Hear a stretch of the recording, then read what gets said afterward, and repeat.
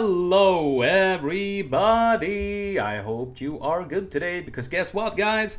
It is Thursday and that means it is another stream, and as always, kind of a tradition here on the channel, at Thursdays we have a scheduled interview, and you guys know that today I will be guest by the wonderful guys Johan and Samir från MKF, Malmö Kortspelsförening.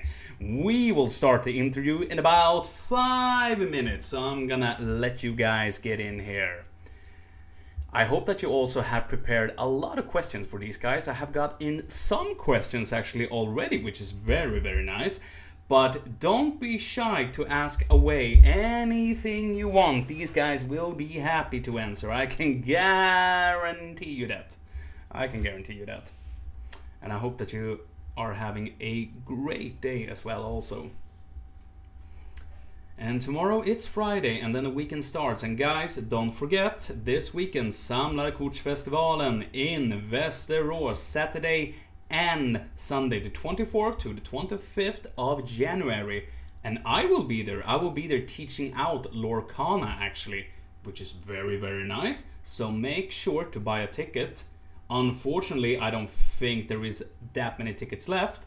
But if you have a chance, please buy one, because you can just do this, type exclamation mark and then festival, and it will take you directly to their website where you can buy a ticket for Kortspelsföreningen in Västerås this weekend. Amazing guys, right? Oh, except the capital F also. Hyper Roar 2K, it is hype, I agree with that. Welcome to the stream. Welcome indeed. I hope all of you out there are prepared. We are 3 minutes away to begin this lovely interview. We will actually have dual screens today, so I'm gonna switch them forward between these two lovely gentlemen when they talk. I hope that you can live with that. Sandstreams, Västerås. The king in the north, Västerås. First time chatter, hello and welcome to the stream. How are you, my friend? How are you? And also guys, don't forget, if you're new to the stream, hello, my name is Illuminary Revere. I am a Lorcana content creator from Sweden. I'm also a Twitch streamer, or a streamer in general. If you like what I do, please click the follow button and help me reach the goal of 150 followers. We are pretty close to 150 followers, and that is a pretty big milestone. But of course, when we reach 200 followers, we will have a new giveaway here on the channel. I promise you that, guys. Last time we had a giveaway here on the channel, someone pulled an enchanted Headless Horseman. Insane. Congrats to Atagini, who pulled that one. It was legendary stuff. And you also send a little crown also. But I have my lovely hat instead. I never take it off. One of my prized possessions that I love.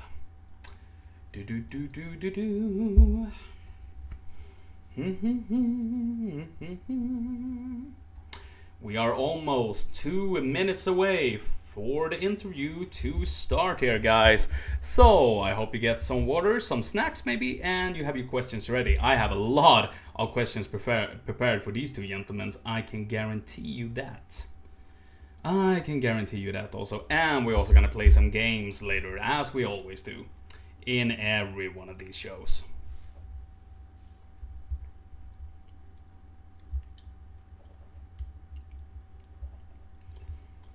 One minute away, guys. 1 minute away. So nice to see that we have some viewers actually in here already. So nice to see you all are very welcome here. So happy to see you, and I hope that you have had a great day so far. If you want to share what's happened today, talk me out. I'm all ears. Anything Disney related. I didn't watch the end of the reveal stream here with the Lorcana stream, so I don't know if there were any more cards that actually were revealed. I saw Let It Go is back. That is really nice. Distract, I saw that item, the dinosaur item. That is really fun to see. There was something else also. Yeah, there was a new Black Cauldron card. I think it was give Challenger +3 or what it was. But enough about that, because guys, guess what? It's time. The clock is right. Guys, two very good friends of mine actually. I asked them if they wanted to come on a stream. They said yes. I'm overjoyed by it because they are from the south of Sweden. So if they have a funny accent, that's just how they talk down there.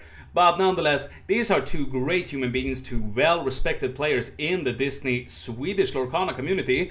Ladies and gentlemen, let's give it up for Combat Clue, Samir and Johan from MKF! There they are, Johan and Samir. Welcome to the show. How are you, my friends? I'm good. How about you, Johan? I am doing fine. Why just fine? Hey, Johan is doing fine. I'm doing excellently fine. That is amazing to hear. Amazing to hear. We're just gonna see if we can fix this type of situation right here. Yes, we could. There we go. Guys, I'm so happy to see you here. I'm gonna ask again. How are you guys? Samir, how are you? I'm super good. Thank you for having us. No problems at And all. I said, how are you doing, Johan? And Johan is doing fine. Fine. So fun actually to have you both. You live both... Samir, you live in Malmö? If I don't misremember. Johan, That is correct. you don't live in Malmö, right? You live a little bit... I don't live in Malmö. I live in a small town, like 25 minutes by car from Malmö. Yeah, that's right. But it's from the south of Sweden nonetheless. So, the important question. Yes. Is it Rögle or is it Malmö Redhawks? For me, I actually don't watch hockey at all.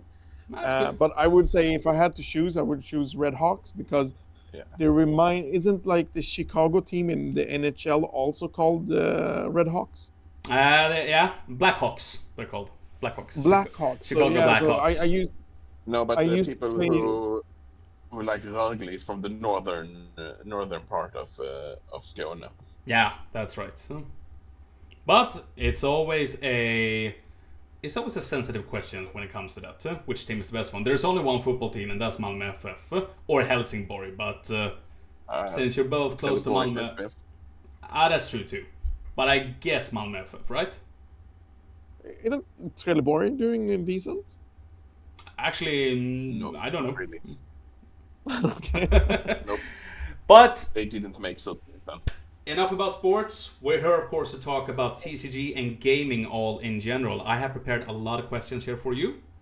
So I just want to ask, are you ready? I am. You are? Answer questions? Yes. And of course, are you guys there at home ready? Because here we go with the first question. And first and foremost, I think we're gonna switch between both of you here. So I'm gonna start asking Johan first. Tell us about yourself. Who are you? My name is Johan. I am a young entrepreneur. No, I am a middle-aged man from Skurup, Sweden. I play TCGs, mostly Disney Lorcana. I am an electrician by day and a card slinger by night. I'm also known as the two-time back-to-back here in Malmö. Here in Skåne. Self-proclaimed too bad. During weekends, I am also the ordförande. How do you say that in English? Chairman. Chairman. Alla är chairman i styrelsen. We have the I am chairman the head here. chairman of the MKF Lorcana. MKF is a association. Is that what it's called in English? Det här är nu är det föreningsord. Okay, I will stick to English. I'm sorry. No problem. the Kortspelsförening. It's a card game. It's a card game association, and I am chairman of the Locana compartment. Fantastic to hear. And we go over to Samir. Tell us a little about yourself. Who are you? So I'm quite old. So I'm around 40 years old, and I've been playing card games since I was 13, I think. So like I started playing Magic the Gathering in 98 or something like that, when Ice Age existed. I've tried a lot of card games. I'm currently mostly playing Lorcana and Riftbound at the moment. During the day, I work as a marketeer. I'm on sick leave at the moment, so I'm resting up, recovering. And during the evenings, I volunteer in MKF as chairman, but for the whole MKF, which is what Johan said, like a non-profit organization that is split into different sections. So the bigger sections like Lorcana and One Piece, and there's a few have their own sections, and the others are like just in the main section if they aren't enough people. But I'm competitive player, also a streamer, go with the name Combat Clue, and I stream. I think you and me have like quite similar taste in games like Kingdom Hearts, like JRPGs, and maybe we're gonna come back to that later, actually, here in the interview. Yeah. Maybe we're gonna come back to that subject later in the interview. We just have to see. Yeah. But yeah, we have talked gaming a lot, you and I, and we have similar taste in gaming. Square Enix games, I think, for the first, is something that we'll both love very, very much. Yeah. And we can begin with Samir now. We go with the next question. Tell me about the childhood.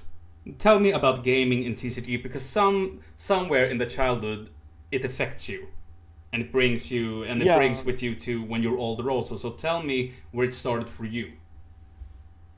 So what's like for me, it's quite complex, but to make it a simple story, so we don't take up 2 hours of trauma.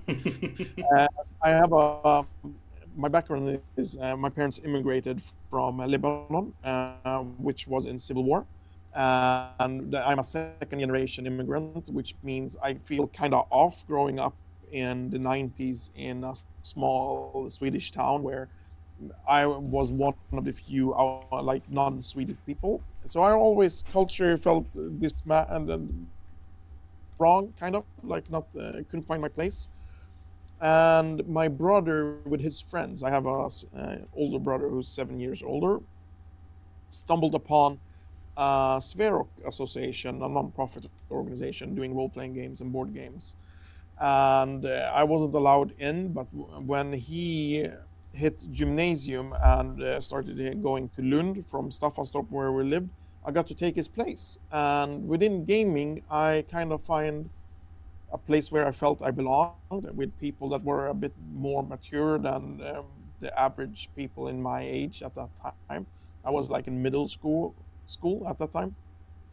And it gave me a form of like escape from like a rough childhood, like with a lot of trauma. And I explored gaming in all kind of ways. So not only TCGs, but like board games, role-playing games, video games, and everything. So I grew up with Nintendo 8-bit and 16-bit and Sega and all that. Wonderful to hear. Wonderful to hear. I just explored everything. Yeah. Now I can imagine that it was a safe space for you a little bit there also, because I think that's something that's quite similar with all of us gamers, is that we find that safe space, and gaming, TCG and board games kind of becomes the saving point where you're actually down pretty low. You always find yourself back because there's such a huge community behind it also, with people that are so friendly and just letting you in all the time and stuff like that. Yeah, I mean, like playing Dungeons and Dragons and being a dwarf, you kind of look past the cultures of me being a Arabian background. I felt included, so yeah. If we go over to Johan then, tell us a little about your childhood, and how did gaming and TCG affect you until, I mean, you're the chairman right now, for the Lorcana section at least. I'm the chairman. Exactly. Yes. So how did gaming affect you? I am born in the very early 90s. I grew up with video games. I got a Super Nintendo when I was a child, and later a PS2. Wonderful. Playing a lot of games all the time. When I went to högstadiet, what is it, middle school, Yep. I started playing World of Warcraft like everyone else. And then I just kept playing games my whole life. And as a part, being a 90s kid growing up, Pokemon card was a big part of your childhood. I never played the Pokemon TCGs, but I played the Game Boy game, the Pokemon TCG Game Boy game. Then, of course, I have to ask the most important question. Which was the first Mm-hmm. version of Pokemon that you owned? Blue, red, or yellow? I think it was blue. Oh. That's And interesting. I think That's interesting. Venusaur. That's my starter. Oh, a Venusaur as your starter also. Oh, Yep. very And then my nice. sister deleted my save. Oh. Whoa. That's also Yeah. quite. I also had quite a traumatic upbringing. As you can see. I can agree with that. That is trauma deluxe, I have to say. When a deleted save file goes by. And then I didn't really play card games until Hearthstone released, which is everyone probably knows this, but it's the Blizzard's online TCG. Mm-hmm. And then me and okay, so now we're past childhood. You can continue on with the Hearthstone also as well. I mean, it's very interesting. Yeah, I just played Hearthstone for a couple of sets, and when I played the Witcher game, I only played Gwent. what is it called, Gwent? Yes. It's called Gwen. Yeah. I'm actually playing Witcher 3 right now, actually out in the living room, and I'm only playing Gwent because I love the game. I love Gwent. I did the same thing. So the first playthrough or whatever it's called, I never finished the game. I just collected all the cards. Yeah, me too. I always do the side quest first and collect everything, then I finish the game. So I'm overpowered, so I can just go through everything. And but we can continue on with the next question, and we can start with you again here, Johan. So, in your opinion, what makes a physical card game still so interesting in a digitalized civilization? Let's say it like that. I mean, you first played TCG with Hearthstone, for example. But I mean, TCG games like Pokemon cards, have existed since the 90s even, and Magic the Gathering, Yu-Gi-Oh, everything like that. So, what is your opinion of it today? How you mean how like a physical card game can survive in this digital era? Like, yeah, how it can still be interesting. I mean, if you look at Pokemon, for example, we're all humans and we crave social interaction. I think we are inherently social beings, and playing cards. I mean, if we look past TCGs, people have been playing cards for like how many years? Hundreds of years. It's fun to play cards. Yeah, it is. It is fun to play cards. Samir, let's talk with you then also.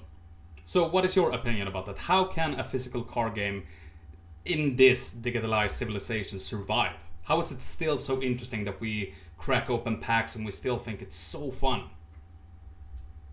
So I would say, first of all, like the whole owning something physical is a huge part, and building an economy around a TCG.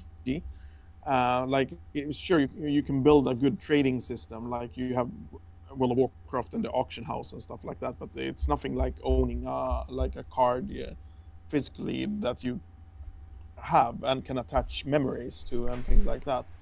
And I've worked a lot with Hearthstone on a professional level for a couple of years, and I still think a huge thing was going to the tournaments physically and playing the tournaments physically gives a whole new like a different social vibe. And like Johan was saying, like craving the human interaction is so important for us as humans. So I would say like the owning the physical part and meeting people face to face and making bonds is something. And that's something like you can see very clearly on a card game like Lorcana. I agree with that because, in my opinion, at least, since I'm in the community, Lorcana is probably the best TCG community I have ever been a part of. At least I never met so friendly people ever. Actually, in a community like that, I was very well welcomed the first time I went to a tournament, and really felt like, wow, I want to come back. I want to do this again. I would also say, if just like with Lorcana, there's also a vast like it's very different than other games in who plays and who collects and who's actually in the community. It's a very huge difference. Yeah, because this maybe is if you look at a game like Pokemon, for example, Pokemon TCG, which has seen huge popularity in the last year. I mean, it seems like the Pokemon maniacs are back again. Like Pokemania is back, but I feel that is more of the collectible side, not more of the playing side, and more of an economically, thing with the TCG. If you look at a game like Magic the Gathering or Lorcana, I don't see that many players that say I'm just collecting. I see more players that actually plays the game. I agree, and I think the biggest difference with Lorcana comparing it to Pokemon is also that Pokemon are very good in the competitive level to separate the kids in a division and having grown-ups in a division. And I kind of feel like Lorcana, since they haven't gone that route, it's very interesting to see. Like you can see parents playing with their kids, and it becomes more custom to do that. Mm-hmm. So going to a DLC, you will see the mix a lot more. And if you go to a Pokemon tournament, it's very separated and it doesn't give the same atmosphere. And I don't think it creates the same bonds with the parents and the children. Yeah.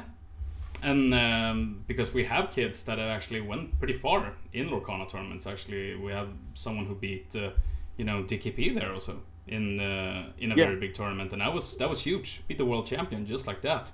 And what was he? Yeah. 13 years old, stuff like that. I don't even know if he was even younger, but yeah, it's interesting to see. Yeah, it's very amazing to see someone that goes that far. But now let's talk the reason almost why we're here, and that is MKF, or Malmö's Kortspelsförening, if I pronounce that correct. Yeah. So, how did you two, we'll begin with you, Samir. How did you become involved in it? So I'm actually one of the founders of the association, which is around 10 years old. And it was basically, I was playing Magic with my neighbor, and she had a TCG association, and it wasn't active, but we converted that into what MKF is today. And we started an association, and basically what we wanted to do was, at that time it was only Magic the Gathering that we were playing. We wanted to focus to make it more available for more people, and especially the youth, because Magic is like, TCGs can be expensive if you want to compete and things like that. So by creating an association, we got cheaper cards and we could buy. We got sponsored from stores with like discounts and stuff like that. So all our members has like 10% discount at the local store. And we also got, like, doing events, we got a cut from that, and we could buy cards, and we could narrow it down and make it easier to spread, like commons and uncommons and some rares and stuff like that. So it was basically to make it more available for the community in Malmö. Oh. And Johan, tell us, how did you find MKF, and how did you become so involved in it now that you are the chairman of Lorcana section? So it wasn't last year, but 2024. Me and my family usually go to every year GothCon, It's a gaming convention in Gothenburg every Easter. And also play a lot of, or I used to play, one should say, a lot of tabletop RPGs. So we go there, play tabletop RPGs and play board games and stuff. And then in our local game store had like a booth there. And a couple of guys from MQF was there demoing Lorcana. And me and my wife, we had tried Lorcana one time before in Halmstad during their release event, and we thought Lorcana was a lot of fun. So I think we bought like a starter deck each or something, and then we started going on the. We usually play on Wednesdays in Malmö, not the MQF. We play on Sundays, but our local game store has their Lorcana night on Wednesdays. Play or take it, we can say their name. And yeah, we started going there. Did my first set champs and went up against Samir. And then the board at that time was, some of the people had stopped playing, some of the people weren't as active, some people didn't want to be a part of the board. So I became a part of the board.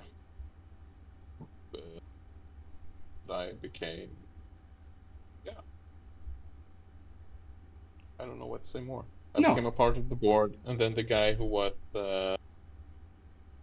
chairman playing, so I just took his place. That sounds amazing. So you just fell in love with Lorcana like that. It just clicked. Yeah. Which was the first set that you jumped into? I would say the first set. Yeah, the first set. Which set did you jump into? So it was the official release in Sweden, so it was set 3. It was set 3. Okay.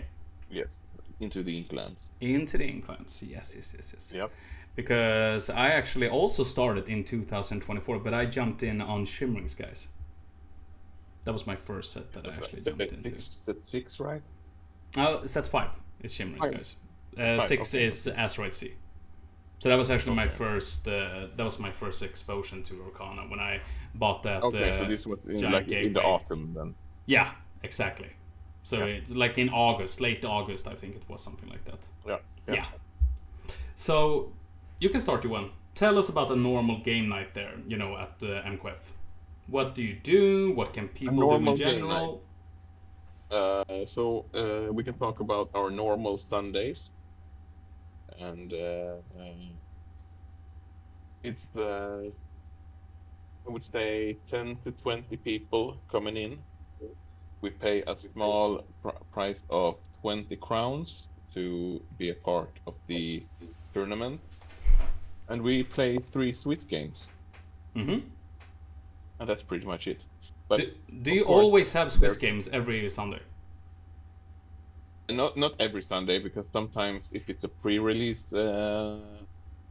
week, we do a pre-release event. Sometimes we've had like smaller tournaments, and we also host set champs for Play of Take It in Lund. So this is what we do, and we do all this at Spelens Hus in Malmö. Sometimes we have fika. Yes, we pretty much always have fika. Like Sweden, you gotta have Swedish fika while you're playing. That is that should be a law. Coffee is included in these 20 crowns, I would say. I should say. Well, that is just worth 20 kronor. Disgust.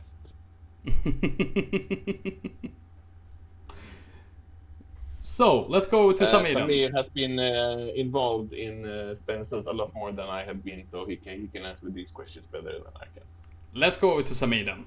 Samir, tell us a little about how a normal game night is there. We don't have to talk about Lorcana. We're going to come back to Lorcana. But let's just talk about Lorcana. Let's just talk about the normal game night in general. What can you do there? And also, how can new players found you guys? So it's quite interesting because I would also add, like, one thing we do that I think might be very unique is depending on how many signups we have. So for every 3 signups we add a booster into a prize pool, and to make it more accessible for everyone, we do it like this: that say we are 12 people, so we add 4 boosters, and then we open the boosters, and then we add also the league kit promos that the players get to choose from. So if you're ranked first, you get to choose first, and then it goes down. And normally we add like something extra for kids. So the best kids or every kid gets like a promo from the last kit or from events we have hosted before. So we try to make it like valuable for everyone that comes, and that a lot of new people that comes might not have, like, they come with a starter deck, so they get like 20 new common cards that can help them and so on.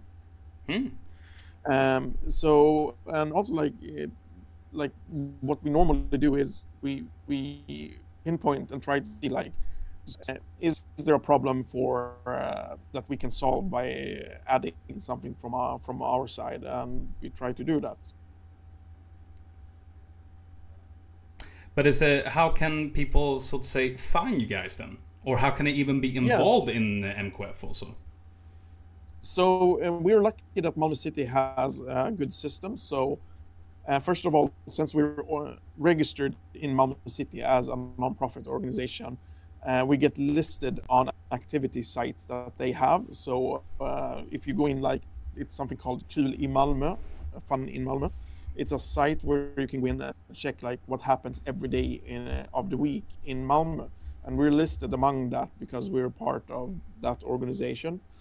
Spelens Hus has a calendar and they do posts, and we also push in our Discords, the Inkrealm Discord, and we have a Facebook group. So something we were very good with at the start of Lorcana was create a Swedish Facebook group where we, instead of making it private, so if we made an event in the group and someone went there, it would automatically show, because if you're private, then it doesn't show to people that you're going.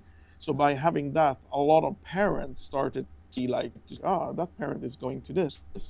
And then all of a sudden we had a lot of parents coming in, and they're bringing their kids. And now a lot of parents come, not a lot, but a few parents comes, and they park their kids with us, and then comes 3 hours later to pick them up. And it worked great.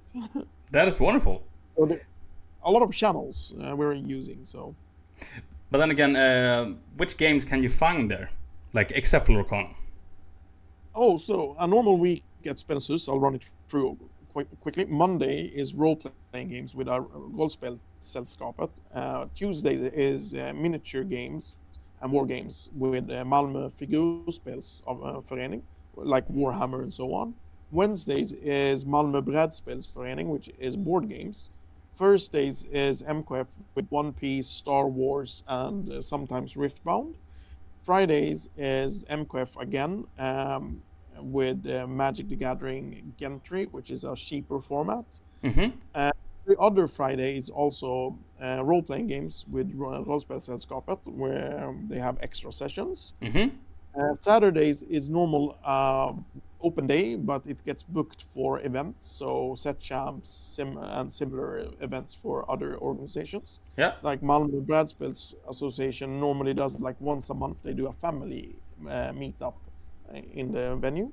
And Sundays is in early mornings, it's Harry Potter LARPing association that does, like, the market in Diagon's Alley in Harry Potter. They actually do a Diagon's Alley, but their version in Malmö in one of the alleys. But wow, between the different markets, they meet up and plan and make costumes and stuff here. That is awesome. To Harry Potter LARPs, where you don't go to what's it called, Hogwarts. You go to another school that is in Sweden, so it's the same world but fan made. But it's the Nordic to the Swedish school. Yeah, Nordvind, I think it's called, or something like that. And then from 12 and forward is card game association with Lorcana and other games. So that's a normal week at Spellens Hus. That's a normal weekend. I noticed no Pokemon there. No, so we used to have a Pokemon association that was in a tie-in to MQF, but they grew so much, so they're doing their own thing, and they're at a local store. But we're looking into restarting another subsection because we have so many that still comes here and ask for Pokemon, even if we try to send them over. That's very nice as well, because I was a little shocked, like, no Pokemon? Really? That should be pretty big in Malmö, at least, I think. Yeah, a little too big. Yeah.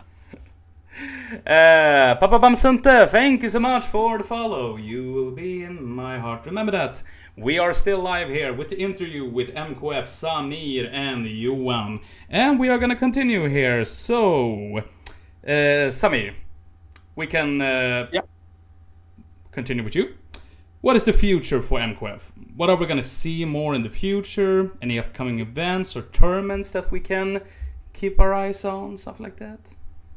World domination. No. World domination.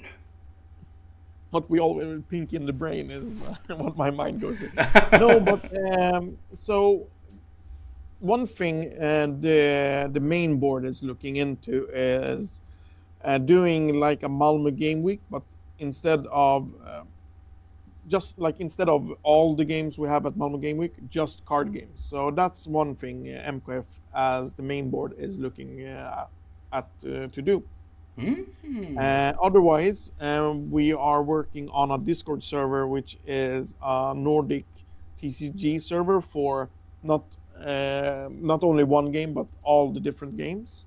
So we're looking forward for the PAL World release for their card game, and we're looking forward to the Cyberpunk release for their card game. Oh, the Cyberpunk one. That sounds very exciting, in my opinion. I have not actually yet to play Cyberpunk that much because I didn't have a great experience with the release of Cyberpunk, but I love the art style of Cyberpunk. I really enjoyed that. And Johan, let's talk about the future for Lorcana then at MKF. For Lorcana? Yes. I want to, so for Lorcana in MKF, so the thing that is filling my mind at the moment is an event we're planning with some awesome people from Öland. The Isle of Quest guys, I don't know if you know them. I know who they are, and we actually have Papa Bamsunte here who actually has a question for you just about that, but we can come back to that later. Okay, yeah, so it's the Isle of Quest guys, it's Micke, it's Sig, it's Christian, and all the other guys. I can't name them all here. So we have planned a Lorcana camp for children. Ooh. So we have booked an awesome little place outside of Karlskrona that is like in the middle of Öland and Malmö, you can say. So we have booked a weekend there this spring, and we're gonna bring the kids from our association and their association, and we're just gonna have some awesome camp time and play Lorcana and do Lorcana stuff. Very good initiative, I have to say. That is a very good idea. Because unfortunately, at the moment, this is only for people in our association and in the Öland association. But if things go well, we might do like for the whole country next year. Who knows? Hopefully we can do one. Jamboree. Exactly, but I hope that we really can do one for the whole country, because that would be really nice. Because we need more kids to play Lorcana, actually. We need more kids. We need more great junior Luminaires to begin. Yep, so that's like the stuff we have planned at the moment. So, the upcoming future. If you live in the region, listen, there is a Lorcana camp. with Isle of Quest and MQF in the making. So make sure to stay tuned for that information, guys, because you don't want to miss that out. Mhm. But We're gonna do some. We have a little bit of planning left, and then we're gonna release the event or whatever it's called. it sounds interesting indeed, and I think this is a very good thing to do, actually. We need more of this initiative in Sweden, actually, with the Lorcana community, in my opinion. Mhm. But also, let's talk about Lorcana, because Lorcana in general, you two are very respected players within the community here in Sweden, because everybody knows who you guys are. But we begin with you, Johan. What was the first impression of the game, and what makes Lorcana different of other TCG games that you have played? So the first time I played Lorcana was in a store that's now closed, unfortunately, in Halmstad. It's called Drakar Matarino, and it was just me and my wife. We were going to like a small trip to Varberg, just to like a weekend, Mm-hmm.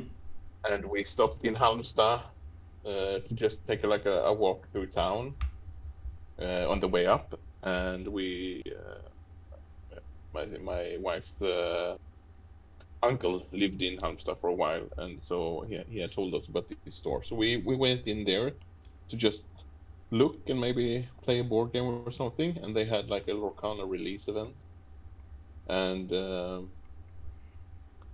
me having played Hearthstone before, and also my wife has played a Hearthstone before. Mm-hmm. So we took a starter deck each and started playing, and it just feels so accessible for being a TCG. Like it's character that everyone knows. So you kind of like get stuck to the card, even if you don't know the meaning of the card or whatever. Some cards just catch your eye and makes the game interesting, and makes people connect to the game without playing it, and that grows an interest, and I think that catches a lot of people. Just accessibility being the characters being so famous.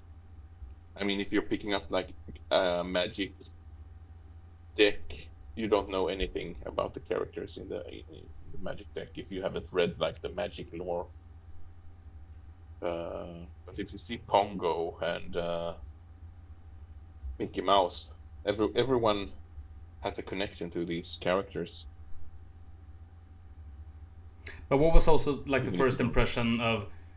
You see, it's a Disney TCG games, and I know that many people, of course, when they hear the name Disney, kind of like, I don't know about that. Like that's a typical. Like for an example, I think Samir was it like with Kingdom Hearts, for example, a classic video game with Final Fantasy and Disney. And when people heard about that for the first time, people were like, "Are they crazy?" Of course, that's not gonna work. And people later discovered like, "Oh, it works very good actually together." So, Yeah. what was your like But I first think that impression is of? I liked it. I Yeah. liked the accessibility of it, because a lot of the people we have playing the game in MQF are not player. It's not people who are, what should you call them, card sharks. It's not people who played, like Samir has played card games since he was a small boy, but most people at our place isn't people that played card games since they were small. Most people are people who love Disney and found a way to hang out with other people that love Disney and play a fun game. Some people who just showed up in the beginning who loved the Disney card game, just playing for fun, later became a little bit more competitive, and that's what I like most about this game. It's so accessible because everyone knows the cards, and for me it was the same. Uh, it's a good card game, and it being Disney is just a plus for me. I agree. I agree with all of those points actually, because I think that was a genius move by Disney to make this game, because at least they know the characters are going to be recognizable, and that's always like the first thing that tends to grab you when you're playing a new game, almost like a TCG. It's the characters, the design, and everybody knows those designs, even if they have different clothes, different types and stuff like that. So on that point, very good. So Samir, let's hear your first impression about Lorcana TCG. It's a brand new game coming out. It's a Disney made. What are your first impression of it? My first impression was quite weird, because I was talking to a very high up in Ravensburger at a convention, and he asked like, "Oh, are you guys the ones doing this Magic tournament?" I was like, "Yeah, we're doing the whole event." It was at the Malmö game week. And then he goes like, I have something I would like to discuss with you. And he started to explain what I thought was Kingdom Hearts, the card game. I wish. And I was like, oh, I wish. So I know, but he explained like, yeah, you play this character who goes to different worlds and meet Disney characters. And I was like, it's Kingdom Hearts. Continue, please. Yes. But he was like, "What is Kingdom Hearts?" And I was like, "Oh no." oh. No, but I was like, when I heard it and got it explained, I was like, okay, this will be really, really good or really, really, really bad. And I thought it was like an 80% chance that it would be good. So I was super excited to it. I thought like the possibilities are endless, like with some of the IPs and crossovers, and like all, like if you go deep into it, like somewhere Disney owns Ghibli Studio. Does that mean that in the future we will have Totoro in the game? Like who knows? Who knows? So I was.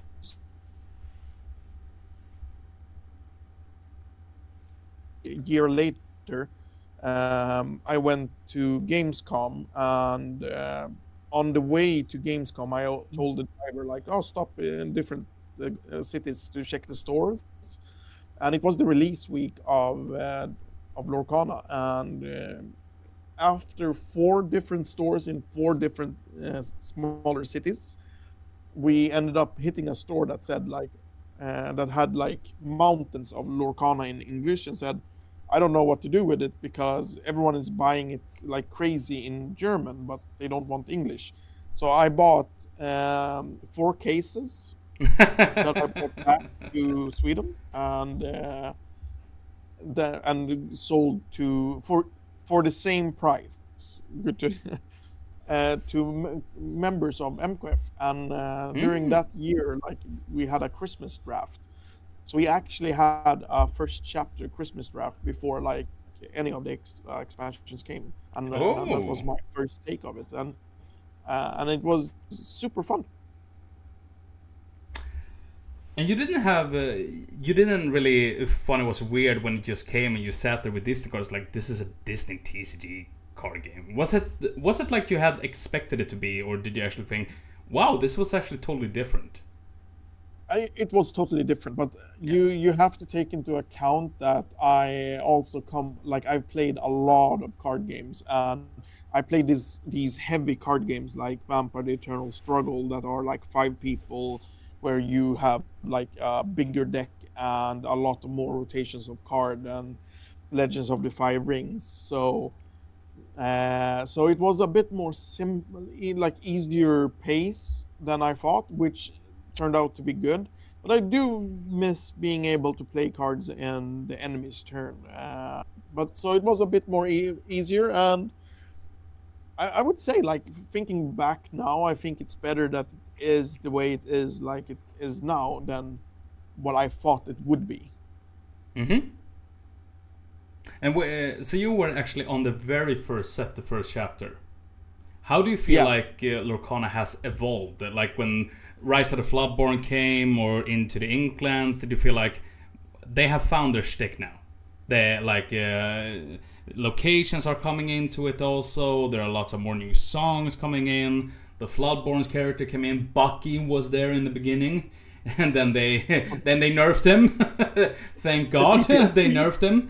But you know, for me, when I look back into Lorcana, it feels like it was at Shimmering Skies where I felt that Lorcana really found its way and did a great push, and okay, now they have found itself. Because in the beginning, even though you have released like 4 sets, it's pretty new still. But I found like okay, now we have a scene for it at least. Now we can begin, you know, having a lots of tournaments, etc., etc. Do you feel the same way, or? Yeah, so I would say like the first you could like I remember saying this to people like, oh, there needs to be more cards. It's just starting up. Like they're gonna be more. Like there wasn't that much variety in each color because the card pool was very slim. And when location came, I think location came like third expansion or fourth expansion. It was Inklands was the first time location came. Yeah, and I know that when that came, I was like, I didn't like the concept of locations. Like I liked that. I liked the concept of locations, but I didn't like how they made it. That you had to move in and out. I would more like to see them as enchantments in Magic, where like you play a location and you alter the playing rules a little instead. But I still now and then feel like there's a few functions that is needed to come, like when like stuff like evasive and stuff like that. Like there needs to come a bit more because I think there came a few cards that made it look like, oh, now there's gonna be something that works from the discard pile or banished pile. You can play a graveyard deck, like those concepts that exist in other card games, but it never really happened.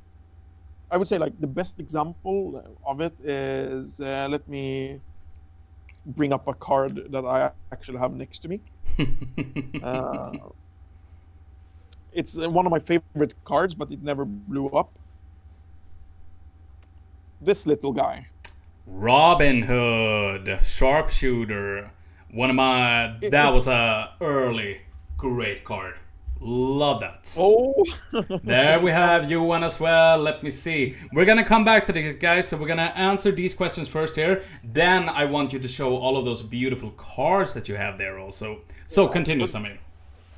To finish up, like he has an interaction which is basically like look at the top cards and play one of them and then discard the rest. So when he came, I was like sure that in 2 expansions there would be a deck that worked really good, synergy and stuff, but it never happened. So I think there's a lot of things that is on its way. I think we actually have there, if I may, with Ruby Emerald at least, with Robin Hood. That was a pretty good deck, in my opinion. Because but I mean like a real, like not only one color, but a real more of it. More interaction. Oh, you wanted more interactions with the characters. You didn't only want the Robin Hood. You wanted more. Okay, then I understand. I would say another example is all the class titles of the, like we have some decks that nearly works like hero decks, princess decks, and that needs to evolve a bit more so people can niche into their, like, I want to build a really good princess deck and I want to build villain deck, but I don't think they have enough of those things to build proper versions of those decks. So what I tend to, it's coming. You want that in the meta, you want that in the competitive scene too. Yeah, but I want the different keywords to make more sense in the long run. Then I understand. Johan, now let's see, because you guys have a lot of beautiful enchanted cards here. We saw the Robin Hood Sharpshooter. Let's see. First, Johan here, because you have some beautiful cards here. Okay. Let us see them. Okay. Oh, look at those guys. That is a bunch of enchanted cards right there. Let us see them. With this one. With the Maleficent promo there, the foil one. Everyone has this. Everyone has two. Everyone has two. I have one. I have one. Everyone has to have two. But everyone has to have two. This one. Of course, then we also have the Hiro Hamada. Beautiful card. Has two. Beautiful card. We have the Jafar from Rainy Jafar, of course. Beautiful card. Yep. Of course. So you can also go to Denmark. So you can get some of their cards. You can get 3 as well. Why not? Yeah, of course. Everyone has 3. I mean, 4 Jafars. I mean, we have the Scar. I mean, everyone has a playset. Beautiful Scar there. Beautiful Scar. Mm-hmm. We have the Mirabelle. The Mirabelle Madrigal there. Absolutely. It was the... It was the one you won. Wow. This the one. Ursula. Remember, you had to get top 4 to get this one. That was top 4? This one. Yes. That I didn't know, actually. I think the Mirabelle was the first one, top 8, right? That was top 8. Yeah. Stitch Rockstar, absolutely. One of the most sought after promo that you can get in foil. Probably the most sought after. And then we have some cards we have drawn here. Okay. Most of these I actually drew at drafts. Scar, there we go. One of my that was, I think, my 3rd Enchanted that I pulled. A really cool one. This one is really beautiful as well. Oh, Mirabelle Madrigal. That is from Arcasia's Island, right? That's 7, yes. Yes. The Mad Hatter as well, also. Also from Arcasia's, right? Yeah. This one I pulled actually in Gothenburg on the GothCon sealed tournament. Ooh. Yeah. We have the Sharpshooter there. Sharpshooter, of course. Beautiful card. Yeah. We have a Glass Slipper. Oh, love that card. That is a very interesting card, so I think we actually can talk about later. I think it's pretty bad, man. We have a...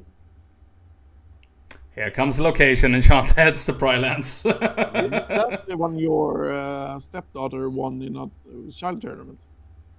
No, she drew this one at Spencer's, though.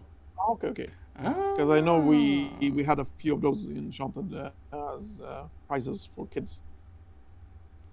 That's probably right. That was all my Enchanted cards. Oh, no, I have more. You have more. We can take them. We can take them another time. Let's go to Samir then. Samir, show us what you got here. So first of all, I have some non-enchanted, but still quite interesting. Oh, this was handed out at Toy Fair in Japan, and I was in Japan a few weeks after the Toy Fair and picked up a few. That is a very sought after card. And one of my favorite cards. Yep. Got at a DLC side event. Probably back in the day was probably one of the most sought after cards that Rapunzel won, because that was a crazy high price card. I think. Might go down a little bit. Might go down a little bit, yeah. Do you hear me? Yes, I hear you. I just said it might go down a little bit in price. Oh, it might go down. I thought you said Mike is down. No. It's my terrible English. So this is not all my Enchanted from set champs, but most of them. Yeah. Lot of beautiful there. Look at them. Yeah, the Ursula's there. Actually at least one of each from 1 to 9. I have a 10 at home also that I played in a random set champ that I wasn't planning on playing, but I ended up playing. Do you have the Daisy though? Yeah, Daisy is the one that's missing, but she's at home. She's at home. She hasn't made into this pile yet. She hasn't made it to the pile. I'm actually only missing now the Ursula and the Stitch. So Ursula I can find. Stitch is going to be harder. I actually had 4 Ursulas, but I sold 3 to a collector. Very wise choice. But then we have Enchanteds I have played with. Probably one of the best song cards ever made. Then along Kim Zeus. Beautiful card there of Jafar. That's from first chapter, right?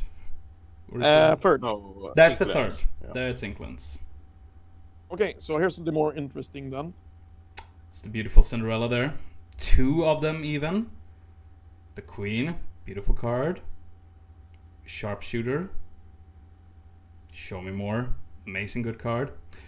One of the best good-looking enchanted cards you can find on the market, in my opinion, Into the Unknown. This actually had a story. I was at TwitchCon handing out boosters to streamers to open, and I'm like, if it's a desperate plan enchanted, that's the only thing I want. Otherwise, you get to keep it. And one of the streamers actually pulled it live at TwitchCon. The Stitch there, Carefree Surfer, right? And the best one. Oh, ho. Robin Hood, champion of Sherwood. In my opinion, that was probably signed also as well. Wow. That is a very impressive enchanted collection you have there, guys. Very impressive indeed. Yeah, that's a very bit bulk Johan as well. Guys, what did you think of that? Pretty impressive enchanted collection, right? From both of these two gentlemen. And you know what, guys? That's actually all of the questions that I really had for you.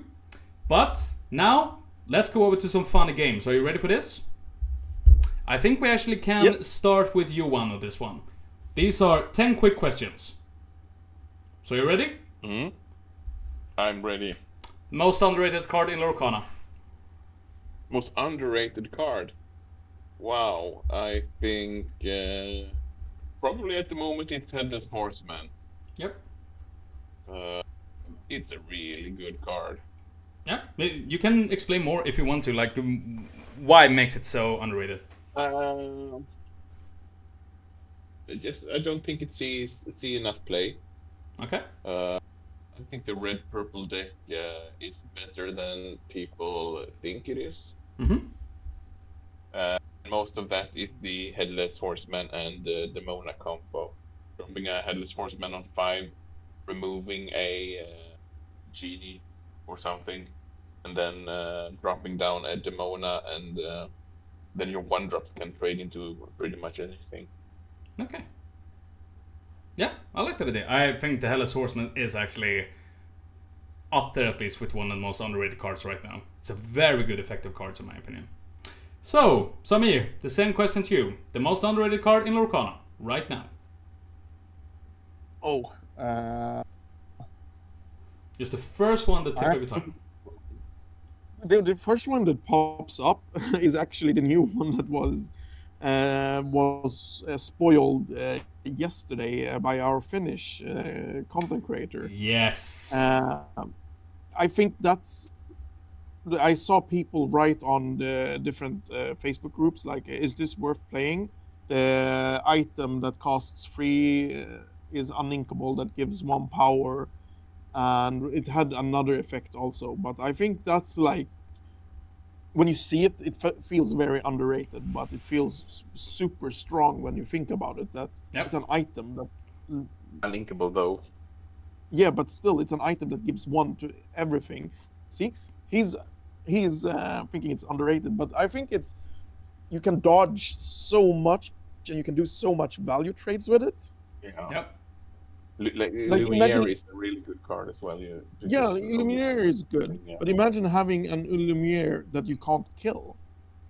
Yeah. It's pretty true though. I would actually say the new song, the Steel song that came, the Pete Killer, as everyone calls it, that you can't play items or actions, cost 2 song, insane card in my opinion. That is gonna be interesting to see that one played. I just want to add the main difference between that song and Pete is in Pete, most Pete decks, like Pete was super strong in Amethyst Steel because you could bounce him and play him over and over. Yep. Having us put those into your trash makes it a lot harder to bring back unless you play. I think it's one of the Madrigal girls that brings back songs or something, but you also have the Max Q, for example. You can just sing it again, even from the discard as well. So I think it's harder to synergize good with that song. compared to Pete. I think it's the best way right now, since we don't have the bounces anymore, and I don't think we are gonna see a lot of bounce in any time soon, since the only one we have left is the elephant. I think Amethyst Steel is gonna play both the song and the Pete. Yeah, I mean the Pete itself, I really haven't seen Pete that much lately in Amethyst Steel decks. I played it myself, and I don't really use Pete. But I think, as you say right now, when versus like the green-blue decks, you can stop the malicious, mean, and scary combo. Yeah. And with this card, you can pretty much just stop the combo for so many turns. Isn't Pete also being less played because the Steel song is being less played, and songs in general? There has been a lack of. I wouldn't say Pete is less played. It's also very good in every deck that plays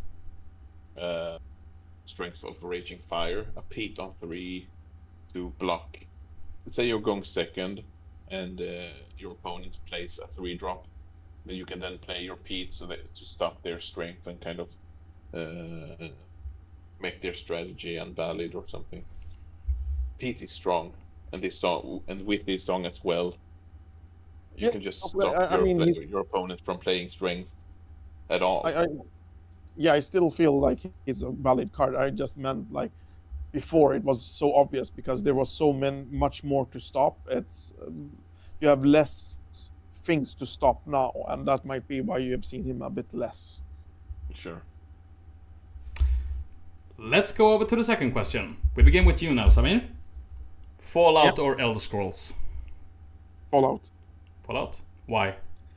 I must say it's very weird because I'm a lot more fantasy than sci-fi, but Fallout feels like since it's post-apocalypse, it feels a bit more fantasy style than sci-fi. I agree with you on all of the aspects there. Actually, all of them. Johan, your turn. Fallout or Elder Scrolls? It's definitely Fallout. I have only played Skyrim as the Elder Scrolls games, and I have played all the Fallout games, including Fallout 1 and 2. Have you watched the series? I started watching the series, but I didn't finish watching the series. You didn't finish one. I can recommend all you guys the Fallout series on Amazon Prime. Very, very good. I really enjoyed it. Season 2 is out. Season 2 is out, and I've seen 2 episodes this far. It's very good. So, Johan, next question. PC or console? Mm-hmm. It's fun you ask, because I just bought my wife a PS5 for her birthday. Congratulations. His wife. So my wife, my Sambu. Well, I meant more like you bought it for them. For your wife. Oh, okay. For yourself. No, but it's a funny thing because she told me this summer or something she wanted a PS5, and her birthday is now in January. And me and the kids, we went to buy her presents, and we were going around, and I said to them, shouldn't we just buy her a PS5? And the kids were like, yeah, we're gonna buy her a PS5. I have no objections about that. Yeah. And then we went and bought her a PS5, but she hadn't talked about the PS5 for a very long time. Ooh. But I knew she wanted one. And then we went to my sister's place. She moved out recently from my father, and her boyfriend has a PS5. So we went there and drank some coffee, and my wife saw a PS5 again, and she was like, oh, I really want the PS5. I really want the PS5. And this was after we went to buy her presents. So she was mighty shocked when she opened the present and it was a PS5. And it was a PS5. So to answer your question,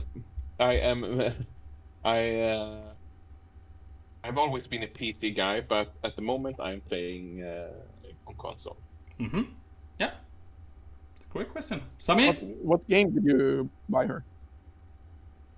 I bought her because the reason she wanted to buy a PS5 was because she saw the Last of Us series, TV series. Yeah, and I said you should really play the games because they're really good. Yeah, after that, she wanted a PS5. Yeah. If you want a good gaming experience, I can recommend you The Last of Us. I love the first one. Not a big fan of the second one, but then again, it's a very great experience. I cannot take anything So I away bought from her that. I bought her the Last of Us game, and then I did the PS Plus, and then I saw you get the game for free, so we went and traded the game back in That's great. for free. For free. Samir, PC or console? Like it's kind of funny. I would say console, but I'm mainly playing on PC at the moment. But I own a lot of consoles, and I think it's so much easier to play on console, so play on TV better, like more cozier experience sitting in a sofa and playing, and so on. I agree. PC for me, in my opinion, is more competitive. Console for me is more laid back, relaxed gaming. That's just how I see it, but that's always something that's been with me. So I'm like, say that to the Apex player. Apex. yeah. Okay, Samir, next question: hockey or football? Hockey. Why? It's just I don't like sports at all. It's connected to me growing up. That I have an older brother, and we owned a Sega 16-bit, and he played every day with his friend hockey, especially when I was going to bed. And it was in my room, and they kept playing, and I kept having to sleep with it.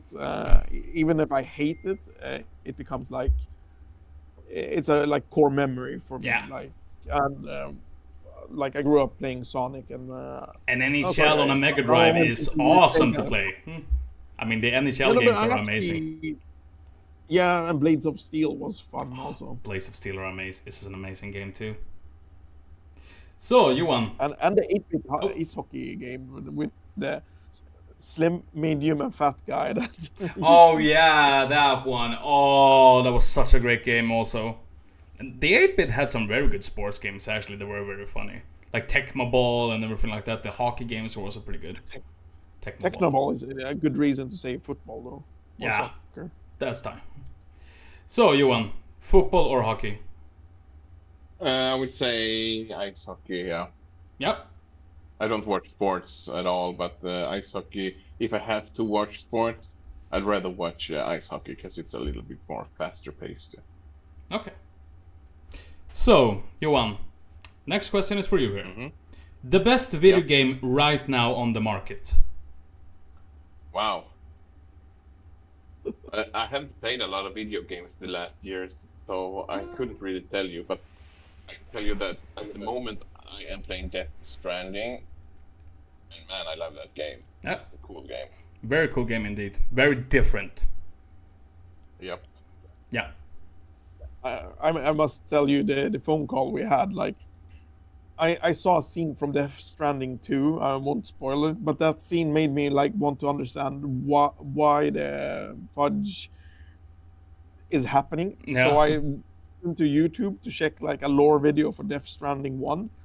And before I knew it, I was sitting and watching a lore video that was 2 hours long. And after the lore video, I'm still confused. Lore video that was 2 hours. Like, Kojima, why? It's Kojima. It's like with Namura in the Final Fantasy and Kingdom Hearts. You don't know what's going on in his head. It's only something he could understand. Yeah. But Samir, the greatest video game you can find on the market right now? Persona 5. Persona 5. But it's kind of a hard question because, like, it's the best video game in my opinion. But I would say, like, if you're new to JRPGs, I would say Clear Obscure is easier to get into. But it's still, like, I think Persona 5 is a masterpiece of its genre. I would agree with you on that. I think, as you said, you mentioned Clear Obscure, and that is probably one of the best games I've ever played in my life. Probably the best game I played in the last 2-3 years, actually. I think Persona 5 was actually up there when I played it, because Persona 5 was great, and it's one of the best RPGs ever made. JRPGs, I would call that. I would say Clear Obscure is more of a RPG style type of, with borrowed elements from Persona 5, but with a storytelling that is in masterpiece form, in my opinion. I just want to say, like, I think Clear Obscure is really good, but I think it's overrated. I think, like, music-wise, it's a masterpiece. Story-wise, it's a masterpiece. But art is good, but you can see that it's like, I'm gonna say, like, indie studio, because it could have had a lot of more work. It could, but I think that is also something that brings to the charm of it, to know that this is an indie studio, and I think this should be a lesson to all of the big studios out there to watch and learn something from what a small indie studio can do with storytelling. I have never been so emotional invested in a story like that for an extremely long time. So that's actually very funny. So Yeah, and then a lot of potential. yeah. Yeah, I don't want to spoil what I mean, but yeah. No. I'm not gonna spoil anything here. So, start with the next one. Samir, Dune or Avatar? Which Avatar are we talking? Last Airbender? Or No. We're talking James Cameron's here. Oh, dude. Dune. That was an easy. Yeah, that was an easy question right there. Nothing more. I mean, like, Avatar 1 was amazing, but it was because it had such a high production value and it was so fresh when it came. The other Avatars are like... I actually think that they just become better and better, in my opinion, the Avatar movies.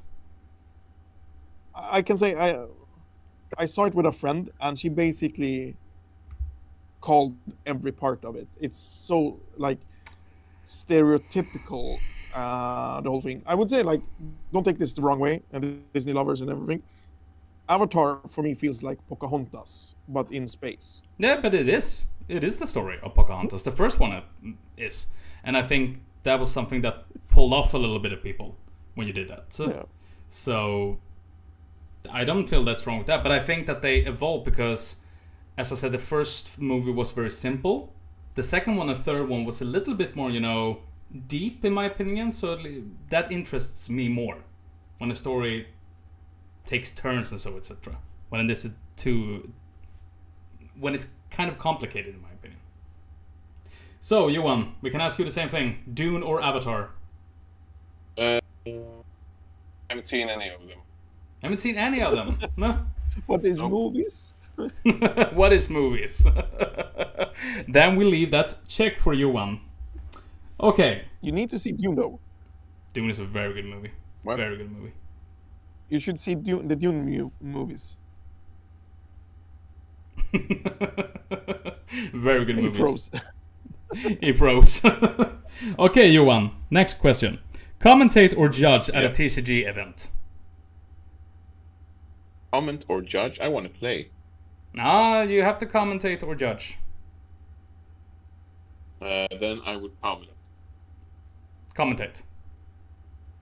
Yeah. Yeah.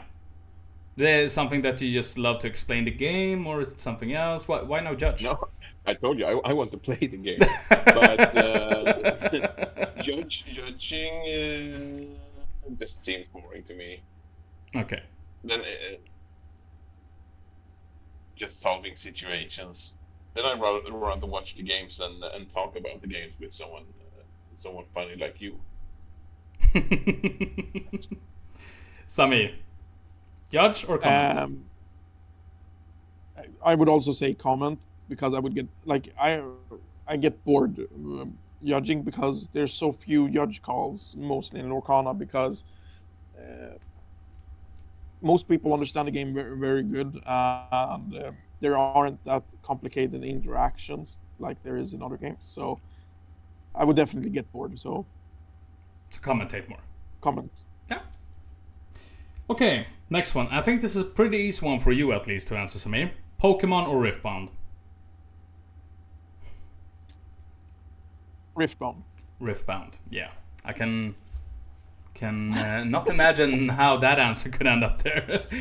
Johan, we can ask you the same question: Pokemon or Riftbound? I have no relationship to Riftbound at all. And Pokemon, I have played the Game Boy game, so that's everything. So I guess it has to be Pokemon here. But the TCGs, if it's the TCGs only, then it's a pass. This one as well. Yeah. But at least you have some kind of nostalgia connection to the Pokemon games, at least. So, Yeah. I mean, Riftbound is a kind of a new TCG, so you have to have been there, I think, for the beginning to actually Yeah, I haven't enjoy that also. played League of Legends either. Like a couple of games. I played Dota. Yeah. Before it was Dota, when it was a Warcraft mod, but so I have no relationship to League of Legends either. No, I agree. I don't. I have never played League of Legends even once. I haven't even watched that series. What's it called? Arcane. Okay. Arcane. I never watched that either, actually, but I heard it's pretty good. So I will try to watch it. But Samir, let's stick around a little bit with Riftbound, because there's one thing I actually forgot to talk to you about, and that is something called Team Nordic. Because this was. We're gonna come back to the top 10 list because we forgot about this question. This was news that came to us. Was it last week that we got the news that we have a new Swedish team in Riftbound? So Team Nordic announced on Monday, I think. Yeah, it was Monday. And basically, Team Nordic we're aiming to be a competitive team which aiming to have fun and include, and also try to get like normal the people that normally don't go to for instance like Bologna to compete, to go and compete, to bridge and inspire people to go, and to help the locals to take their games to next level. And at the moment we have a few members. We haven't gone out with the roster yet, but we have a few members that are in the Riftbound section, and we're looking into Lorcana section and to see if we can establish that also. Very nice. I can say that in the Riftbound team, I think we have 5 or 6 people that have won a skirmish, which is like a set champ, but a bit more higher stake, because it's basically the same as a set champs with promos to everyone that participates, top 8 promos, championship mat to the first place, but the first place gets also a free win in the regional, which is like a DLC. And that is very nice, actually, because then you can send your teammates directly to a DLC. Yeah, and we've also got a few sponsors in. We have a few brands that are thinking of going in, and we have a few stores that are thinking on going in. We're just discussing it, and it's not like they will go in with millions, but some of the brands are doing content creating gear, so they supply content creating gear for new content creators within the team and content creators in the team that needs upgrades. So the coming time we will start announcing the first set of people that are in the team. And it's gonna be like we have a few core members that we haven't really identified what to call them, but the premium members or the veterans in the team that will be the ones that are aiming to become like go day 2 or top 64 in a bigger tournament or even better. And then we have just the competitive parts, which are team members that just wants to take their playing to the next level. So where can we find you guys if we want more information about Team Nordic? Where do I go? So we have a link that is links.teamnordic.org. I can write it in the... Write it down in chat. Yeah, there you have it. It was removed, but... it was removed, yeah. I can probably link it though. 1 minute. Yeah. There we go. There we have links.teamnordic.org. That should lead... Yeah, and that's our link tree things. So you can see all our socials and a bit about us, what we stand for, and that will evolve a bit more over the coming days that comes. That's amazing. So I hope that we hear about more about Team Nordics in the future. That would be great. It's going to be in mid-February. There's going to be a lot of posts because we have coordinated with the Danes that are going, and we're trying to coordinate with the Stockholm people. And there's a regional at Bologna, and I think we're around 20 people going. Oh, in Riftbound. In Riftbound. And then in March, I hope that we can announce a few members that are in the Lorcana section for Ghent. So we can do the same, but for Ghent. Fantastic.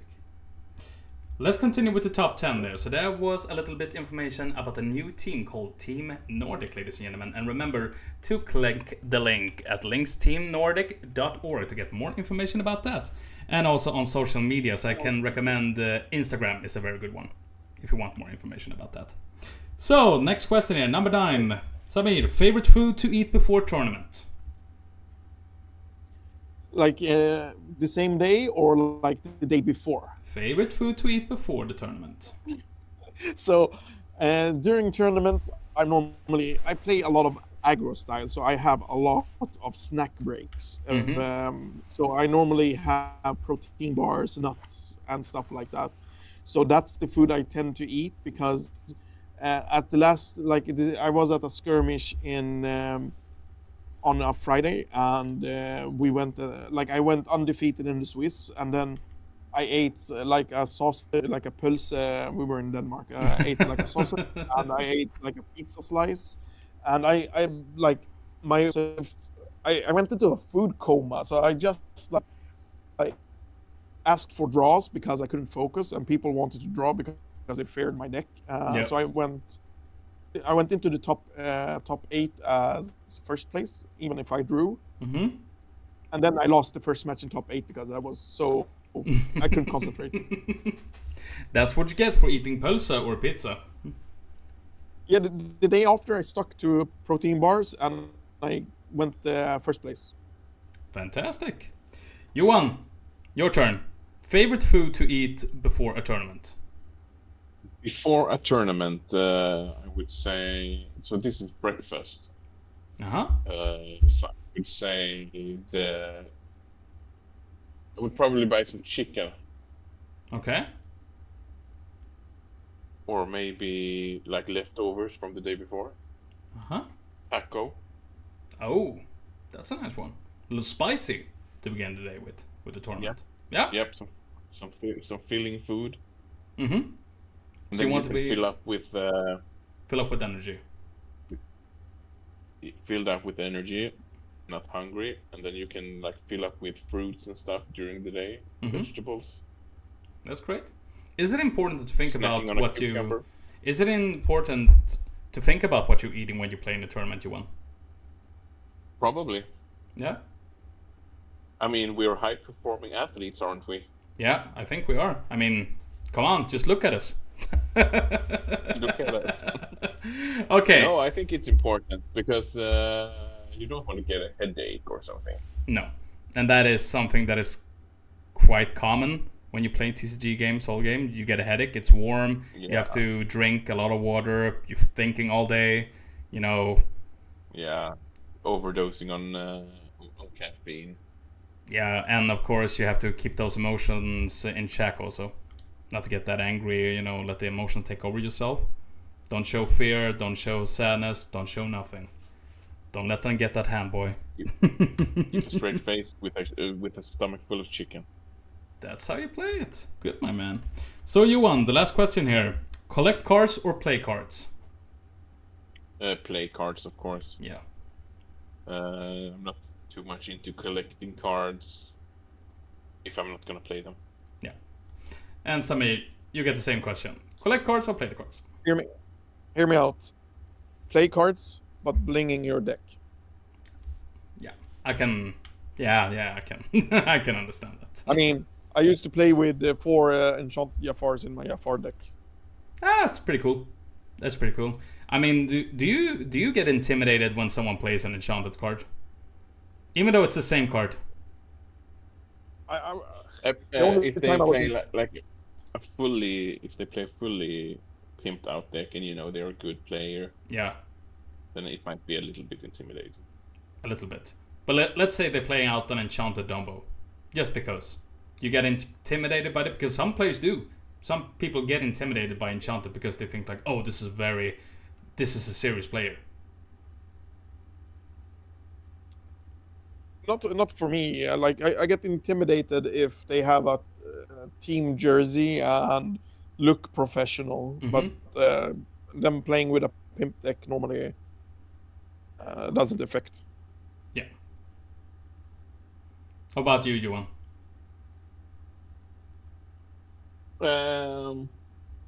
Yeah, as I said, if they come with a fully pimped out deck, every card they drop is enchanted. You know that's a guy who either has too much money or is very serious about their gaming.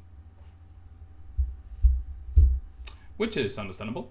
And I think I'm more with that, you know, if they show up and they have a team jersey on them, then I get a little bit like, okay, this is someone that takes the game very seriously, it's time to get my mean face on.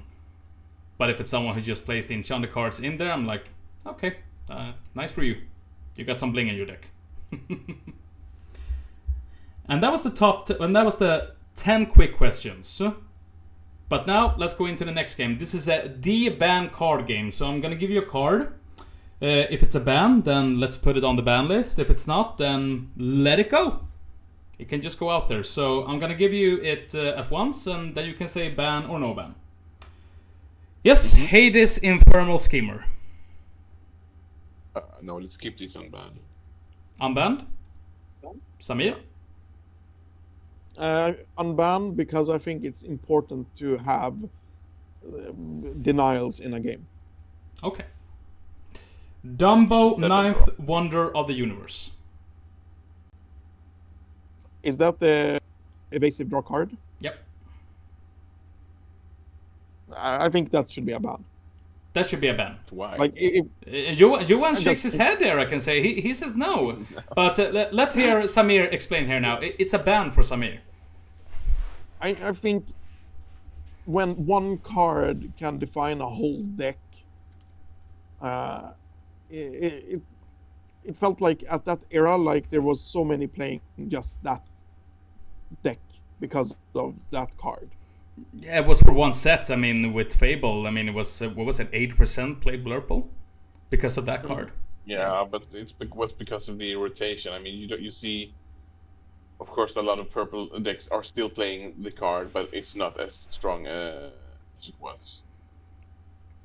We have some, we have Smash, for example. We have the Horseman Strikes, for example. We have He Hurled His Thunderbolts right now that takes it away. So in the beginning, I was a little bit intimidated by the card, but then again, also, I mean, as you said, it defines a whole evasive deck to draw cards. It's a draw engine.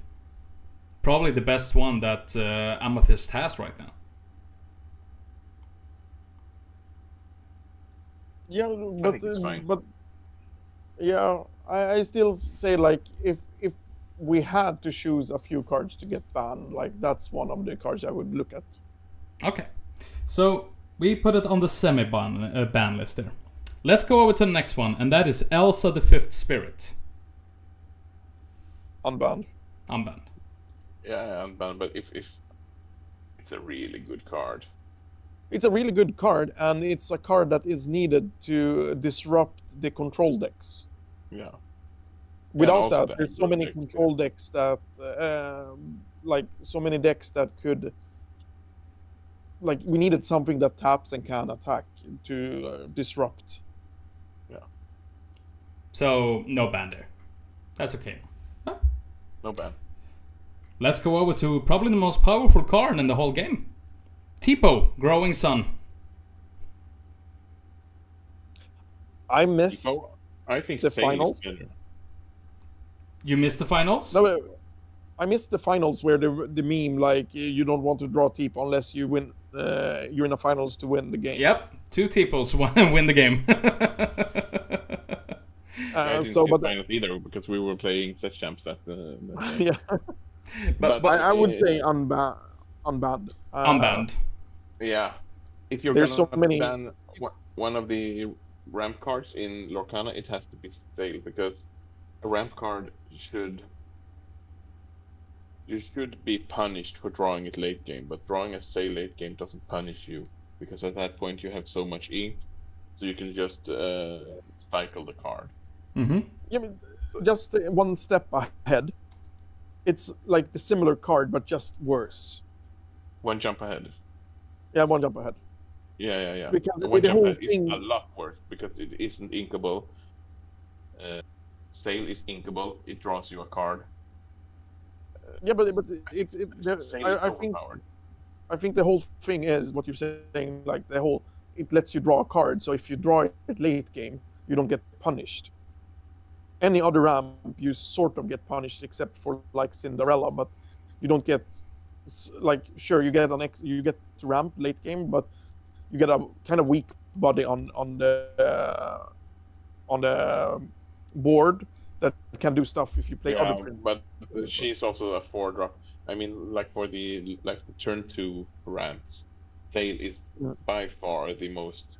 Yeah, but I'm thinking like turn 12, you draw, you have no hand, you draw one card, you draw set sail. Oh, okay, I can get another card. It just washes your deck. It makes your deck one card slimmer. Yeah, and that is too strong for a ramp card in my opinion. But Tip, at least he's going on the unbanned list. He's fair enough. Tipu is fair. Tip is fair. Yeah.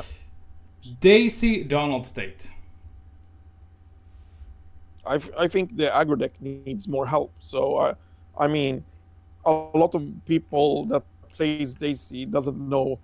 Like sometimes it actually helps the control deck when they play Daisy. Like when it's not turn 1 or 2, they play it later.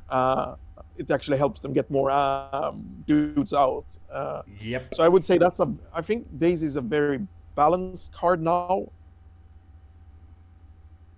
At the moment. Okay. Yeah, at the moment, sure, but when it came, I remember it being a 1/4 was kind of insane. It took so long to take it out. Yeah, I want to say I'm a bit skewed because when it came, I played tempo deck with Jafar with foxes, and foxes basically just annihilated Daisy. So I didn't have that hard time with her. So unban on. Fine. It's fine. Yeah. We're not gonna ban any cards. Do you see a pattern here? Yeah, we have one ban already. Dumbo here, 9.1 universe. Next one is Maui Half Shark. No one plays Half Shark anymore. That's fun card. Yeah, I do agree. He brought more to the game. Mm-hmm. Like, sure, it was at one point you felt it was annoying meeting them. You had the Among, then along came Zeus also, so I mean, if you just had that, I mean, you were okay. Yeah. I was a red purple player at the time though, so I had nothing. Yeah, now you have Hades to handle him also. Yeah. Yeah. And you also have, strength still there also, just to... As long as you don't question us, leave him be just for one turn and then just take him out. It was much more dangerous back in the day when he came. When there weren't really that much of an answer to him. Because then you were pretty intimidating. If you weren't playing steel, you had a problem with him. You had a very big problem with meeting him. You had B-prep also, so you could take care of him. But then again, also, yeah. Okay. Clarabelle, light on her hooves. It's a fair card, I think. Still also, yeah, I think it's also fair. That's a fair card, yeah. Yeah, because also, with the Emerald Sapphire being such an overpowered deck as well as it is, and draw that many cards also. I don't think it is overpowered. I think the green-blue deck is inconsistent. Now the deck went and won DLC, and I haven't seen the matches, but I still think green-blue is kind of an inconsistent deck. And when they get the nut, when they can you're welcome and make you draw a new whole hand, and they have Clarabelle, sure, it feels unfair, but most of the time they just don't. Mm-hmm. Would you say that it's a more of a a luck type of deck because you need some pretty good luck and also some pretty good curves with it. Not Also, luck, it's a high roll deck. it's a high roll deck. When it is good, it's very good. When it's not good, it's not very good. No. It's not consistent. Is what I mean. Which is not that it's more luck based. You have to be a skilled player to maneuver it, but yeah. Um, It's not a deck that I would recommend a beginner to try. It's not consistent enough for me to play. No. That's fair enough. We have one card left then. This is Tinkerbell, Giant Fairy. Unbanned. Unbanned. Yeah, it's fair. It's fair. Yeah. She played a very key role to counter. Yep. And I mean, she's not that great anymore. Nope. She's annoying, in just my opinion. She's just annoying. She just sits there. But then again, could be easily taken out. It's not that dangerous. Just you don't have to just be greedy with the questing and everything. I like Tinkerbell because she fits a role, and when she's needed, she's very good. But she's also inkable. So, and that's one part I love about Lorcana is you can put in these cards, like you can put in a 2 of this Tinkerbell, and if you're in a matchup where you don't need her, you just ink her. Yeah. So the inkables is kind of like a sideboard kind of. Yeah. You can put in some 1 and 2 offs. And from my experience in the card game, like it's been very important to be able to be flexible, since like most other card games has a form of sideboard where you can kind of manipulate how your deck matches your opponents. So having like a Tinkerbell that she can quest, she's a 4/5, and she has her ability that's nice. And like Johan said, like if you draw her early, you can just ink her. So I think it's a good toolkit in your deck if you're playing Steel. Yeah, that's mainly how I see her too. She's a tool, and if the opponent gets too greedy, then you can easily take them out with it, because she hits for 4, right, and then she does 2 damage to chosen other character. Yeah, and that's you stop the aggro decks from questing and yeah. You gain some little bit of control at least. Yeah. And she can sing a whole new world. That's it. Thank God that we don't have that card anymore. Yeah, so really there. The banned card game. Not that many bans. Just a semi-ban there on Dumbo, Ninth Wonder of the World from Samir. But then again. Now we have one game left, and this is the top 5 list. And I told you, Samir, in the beginning of the interview that we had the type of similar game taste like that. This is the top 5 Square Enix game edition. So I'm gonna give you a game. Then you're gonna place it out. Then I'm gonna place it out on the top 5 list somewhere, but you can't change your answer after it. So you have to place it out somewhere. Okay? So if you have played a game, then you have played a game. If you have not played a game, then you can pass it over to the next player who maybe has played it. So let's begin with the first one, and that is Hitman Absolution. Is this a trap? Nah, I don't know. Okay, so I need to rank it from 1 to 5, and 1 is the best. One is the best. One is the best. And I think you can also do this 3. together. Like you want, if you have played Hitman Absolution, where would you put this on the list? I have played Hitman 2. You played Hitman 2. Ah, it's a great game. Yeah. But okay then, Samir, Hitman Absolution, where would you put this? Solid 3. Solid 3. It's a very good game. Probably one of the best Hitman games in my opinion. It was one that I stuck with at least. Okay. It's a really good game. Yeah, I agree. Number 2. Time for the classics to come in there, because number 2 is Chrono Trigger. I played this. You played this, Johan? Ah! Where would you rank it? Played it. So where would you rank I this, would Johan? rank it. So from 1 to 5, yeah, it's a classic. It's a 1, of course. It's a 1. I would say a 2. Great game. It's a 1. have a Ah, frog I in think your you. team. I think you one can decide this one. So we set Chrono Trigger to number 1. It has a Frog Warrior in it also. I agree with that. Yeah. Yeah. So number 1 You Chrono can travel Trigger. through time. Yeah, and It's pixels. I think that's a very fair place because Chrono Trigger is probably considered one of the best games of all time, if not the best in many people's eyes. So the next one on the list is Final Fantasy 8.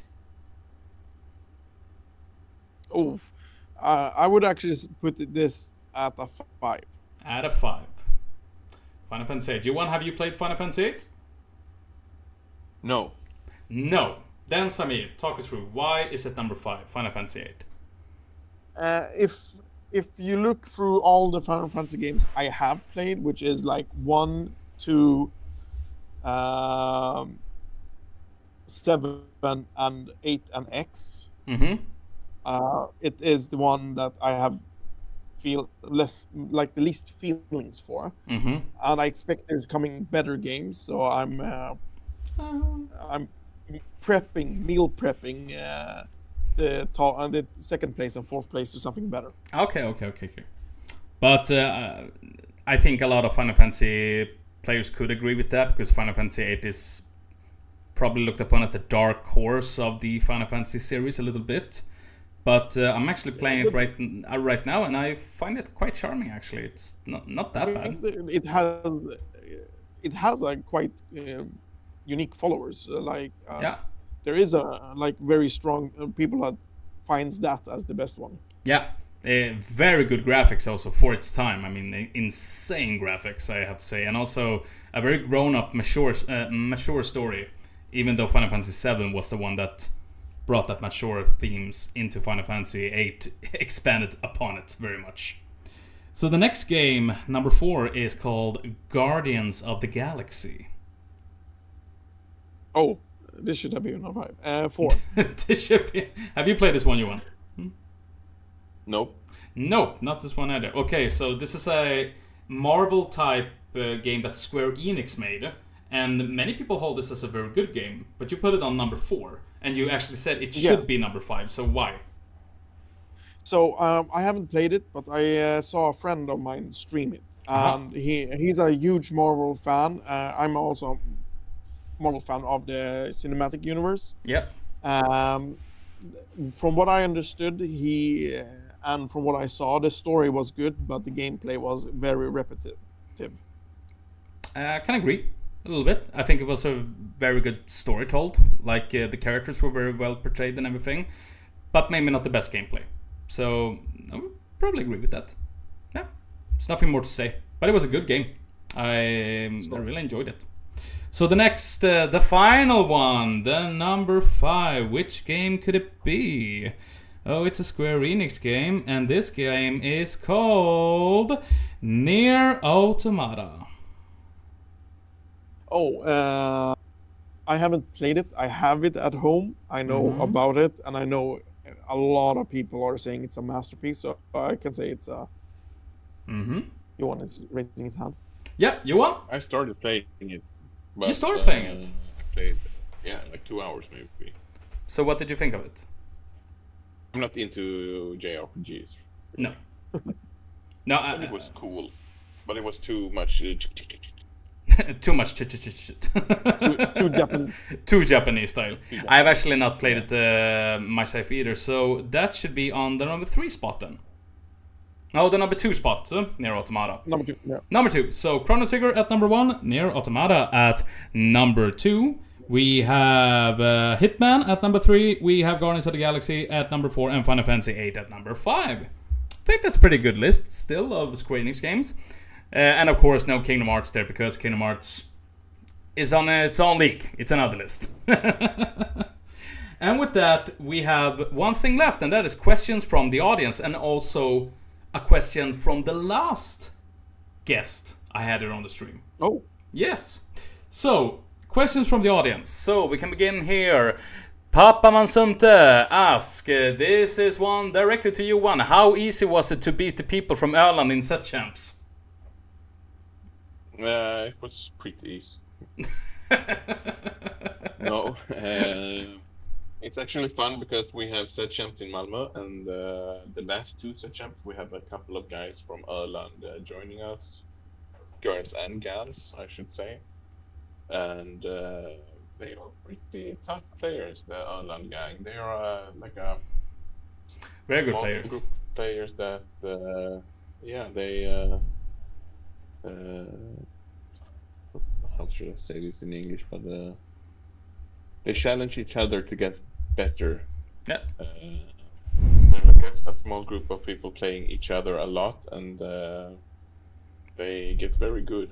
Yeah, I agree.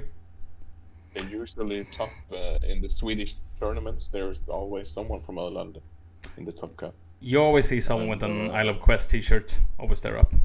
That is true. Yeah, some of them always top, and it's fun they're joining us this time. I beat Hannes 2 times, so if in the quarterfinals and in the semifinals on the second day. Mm-hmm. And I wouldn't say it was easy. It was fun.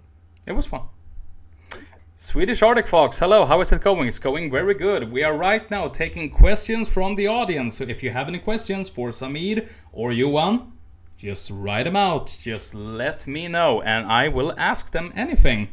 We have the next question here. How do you two view the balance in Lorcana right now? Samir, we can begin with you.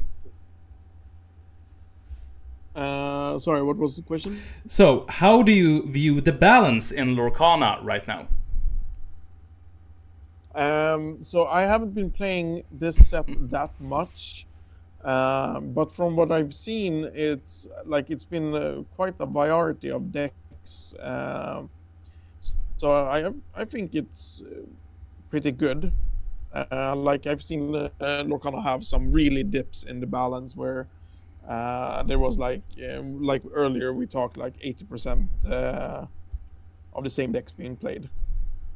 But I would pass the question to Johan, who has been playing a lot more than me this set. I would say that in the balance, you say, and then I would say we're at an all-time high in balance in Lorcana. There are so many good, viable decks to play. You can almost just pick a color combination, and there is a good deck for it. Almost, I say. We've seen some yellow purple decks doing good. Mm-hmm. The Monstro OTK thing, and I think we're at an all-time high. All the decks are good. I agree with that. It's very fun to go to a tournament and see that almost at every tournament there is a different type of deck that wins. That is and that in my opinion is a sign of a very balanced TCG right now. Yeah. Just in my opinion. I agree. We have a question from Swedish Arctic Fox. Who is better in Lorcana, Samir or Johan? Who do you want to answer first? We can take Samir first. I would say in the history of Lorcana set champs, I think set champ blocked Johan more than he has blocked me. But I would say that currently Johan is by far better than me because he has more experience in the current meta and especially the current set. But I would say we're quite equal players normally, and it depends on our deck choices that we have. Mm-hmm. Johan, you want to continue on there? I agree. I am better. Fair and simple. I like that answer. We have another question. He's a very good card player, but as he said, he just hasn't played his set enough to. I mean, you have to know. You have to know. You have to know the decks. Yeah. To be able to perform at the tournaments. Yeah, you have to study all of the aspects that you can, meet and stuff like that. What I was actually interesting was that I picked up the deck from Island of Quest that I've never seen before, and it's managed to get top 8 at least. But it was a pretty small set champ that time. But Still fun. Which deck was it? Yeah. Just being a good card player is you can get quite far, but you're never gonna, if you don't know the current meta, you're very handicapped, so to say. Yeah, you're in a disadvantage, you can say, by far. Yeah. Another question here from Swedish Arctic Fox. Johan, are you going to Ghent? I am going to Ghent, yes. You are going to Ghent. Are you going there to play? I'm going there to win, my friend. You're going there to win, my friend, and you will win, my friend. You will. Have you booked your hotel?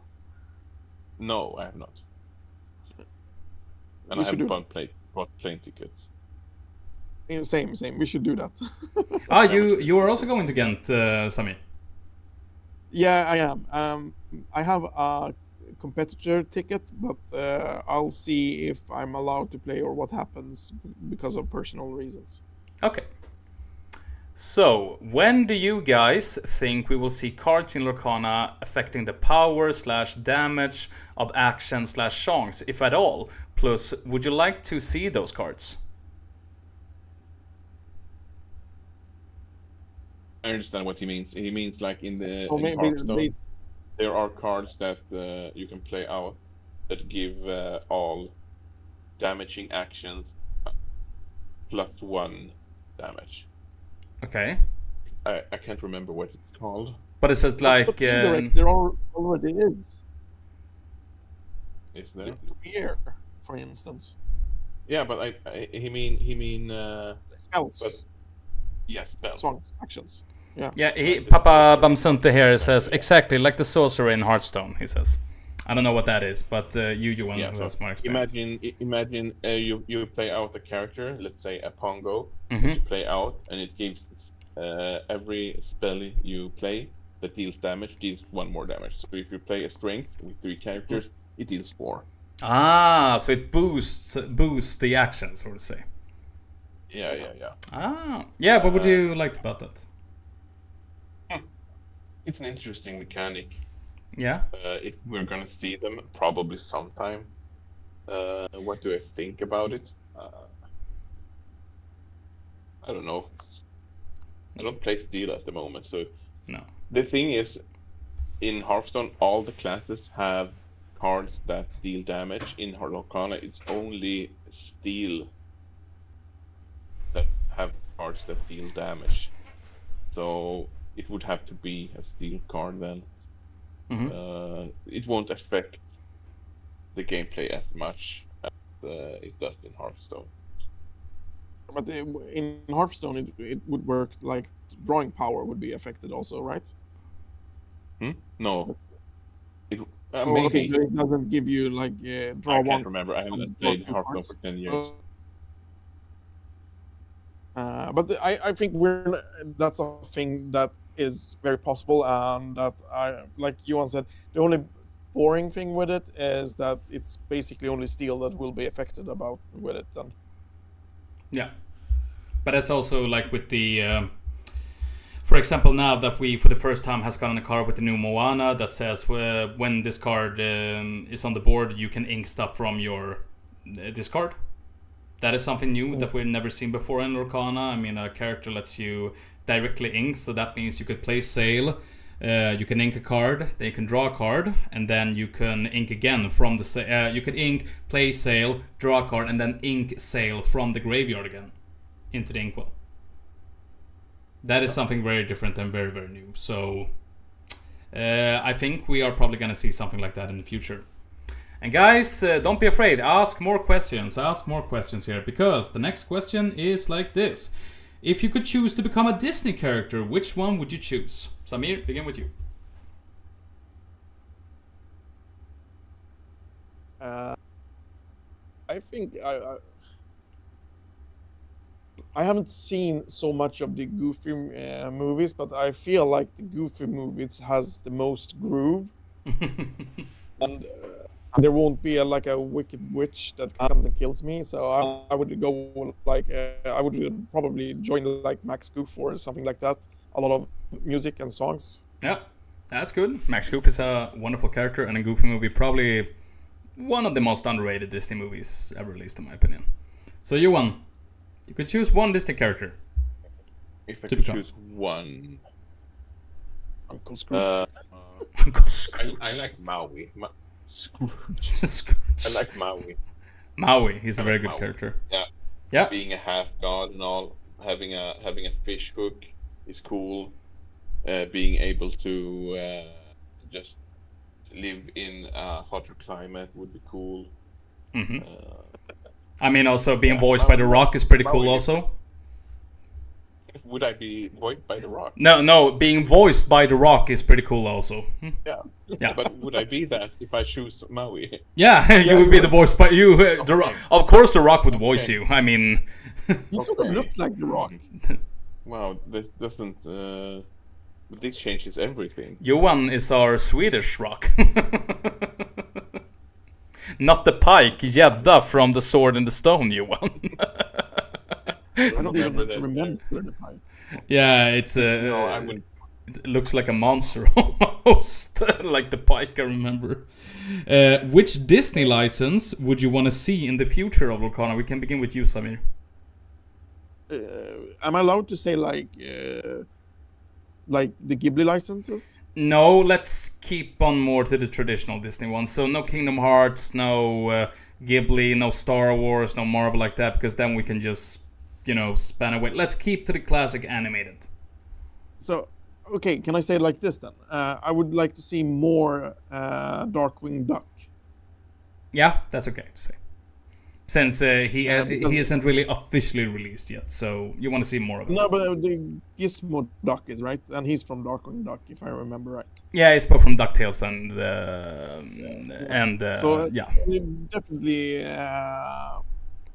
Definitely Darkwing Duck. I think like that's so underrated. Like Mhm. he has so many quotes that could probably be put into like cool actions, and Yeah.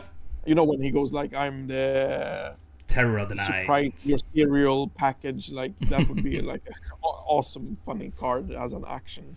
We got a new action today, Let's Get Dangerous, which was actually a pretty funny song and funny action, actually. You should look it up later. Johan, if you could choose a Disney franchise, which one would it be? This Christmas, I saw with my family the Coco movie. Oh, And, I would like to see some cards from that. And I saw now they just released. They're gonna release some cards. Coco is Coco gonna will come to Disney Lorcana Yeah. along with other Pixar So I'm movies. looking forward to that. Otherwise, I'm not really sure. To me, all the movies are already in the game. Okay. But every time they release a new set, I get shocked. The Hunchback of Notre Dame would be. There we go. That was the one I was finally waiting for. Hunchback, of course. We must have a Frollo legendary Amethyst or Ruby card. And we need Hellfire as a song. That is our new board wipe, I think, Hellfire. If I'm gonna be honest. Makes sense. Makes sense. Makes very good sense. So, we can begin with Johan here. Can you recommend me another TCG game except Lorcana that is easy to play, but also a TCG that is easy to collect without owning that many cards? I only play. Can't help you. I'm sorry. Should we pass it to Samir then? I think so. Yeah, Samir, the same question to you. So, give us a pretty easy TCG that is also, easy to collect without spending, tons and tons of money on. My mind goes to two different, but like the first one I want to say is Vampire Eternal Struggle, because it's basically you're allowed to play with proxies, and you're allowed to. There was no boosters, and you could you could print cards on demand and get them sent to you. So there was like no super valuable cards in that way, but it's not easy to play. Okay. So my final answer would be Altered, which is a French-made TCG game. Super friendly, not that hard. It's quite like complex because the same card can have different values. Like you can have exactly the same card, but one costs one more and has two more power and stuff like that, because it's a bit like they have unique cards, but gameplay is easy. It's about you're playing a hero and he has a companion, and they start from one side of the battlefield, and basically there's like 5 cards between them, and each card has 2 segments, and every time you win a fight, you get to move 1 step. Mm-hmm. And every turn is a fight on one on each side, and there's like 3 different power levels, like if the terrain is elemental, like earth, grass, or water, I think, depending, and different characters are like different powered in different elements. Yeah. So I would definitely recommend you to look into that. Yeah, It's and pretty... it's not that expensive. Not that expensive either. Yeah, okay. Do you play TCG online like Yu-Gi-Oh!, Duel Links, or Gwent? I used to stream Gwent quite a lot, but I stopped because I felt it was such a hard game to do all the calculation, because it's very mathematical, Gwent, in the card game version. So I felt like I was so quiet when playing it because I was uber focused. But otherwise, it's basically the Gwent and Hearthstone I played digitally. Yeah. And Johan? I played Hearthstone. Yep. I have played some Magic Online. And yeah, that's about it. That's about it. Next one. Do you prefer to play with normal sleeves or art sleeves? Johan? I play with normal sleeves because I'm a cheapskate. And Samir? Art sleeves all the way. Awesome. I outer sleeves my sleeves so I can use my art sleeves a lot, and I've also I get comments like every now and then. Last Saturday I was playing, and one of the players was like, "Oh, look at his rune sleeves! It's Code Gaze, and look at his deck! It's Persona." So I love art sleeves, and I normally pick up like 5 or 10 different art sleeves when I'm in Tokyo, because in Japan they have so much sleeves that are licensed, and I like to support the different franchises, so I only play with licensed sleeves and not like homemade sleeves. Mm-hmm. Team Nordic. Can I, as a player applying to join your team, do you intend to start up teams in other TCG games like One Piece or Yu-Gi-Oh? So Yu-Gi-Oh is not on the map. One Piece is, because we have a strong community. So for me at the moment, it will look like we need to have a few players that are locally, so that I can build upon, and then we can take in external, like from Stockholm and different countries in the Nordics. Mm-hmm. And you can absolutely reach out to me if you're interested, and we can look into it. And if you are driven yourself, you can of course also help to drive that segment. So if you are like a One Piece player and you are driven, I can help you get some perks from the sponsors we have, and then build upon that. Sounds very good. Johan, begin with you. Tell us about your best and worst memory from Lorcana related event. My best memory from Lorcana event is probably when I placed second in our first champs in Malmö. Mm-hmm. Versus Samir. I think that's what sparked my interest in this game the most. I showed up with a 20 euro deck and managed to secure a mat. Do you remember, if I remember correctly, you can correct me if I'm wrong, but you actually won over me in the Swiss rounds, and I won over you in the top 8. Yes. So yes. And then the worst memory. The worst memory was probably when I went to Stockholm Open. Mm-hmm. Because I brought Blurple and I only played aggro decks. I think I went. I can't remember how many games we played, but I won like 3 games maybe. Was the Stockholm Open 2? The one where I was at? Or was it the first one? Yeah. Yeah, that was the second one. Oh, yeah. Yeah. I thought you were gonna shoot rockets at Dejan there. Shoot rockets? Yeah, like worst memory. I went to Stockholm Open. I met Dejan. But Dayan was so busy, so you couldn't hang out with him. Yeah, we all were working, so we couldn't really see all the games, unfortunately. But I did manage to say hello to you before, actually. But that is unfortunate. That's the part of the game sometimes that you show up and you just get aggro decks, and it's not fun then, but it's just what to do.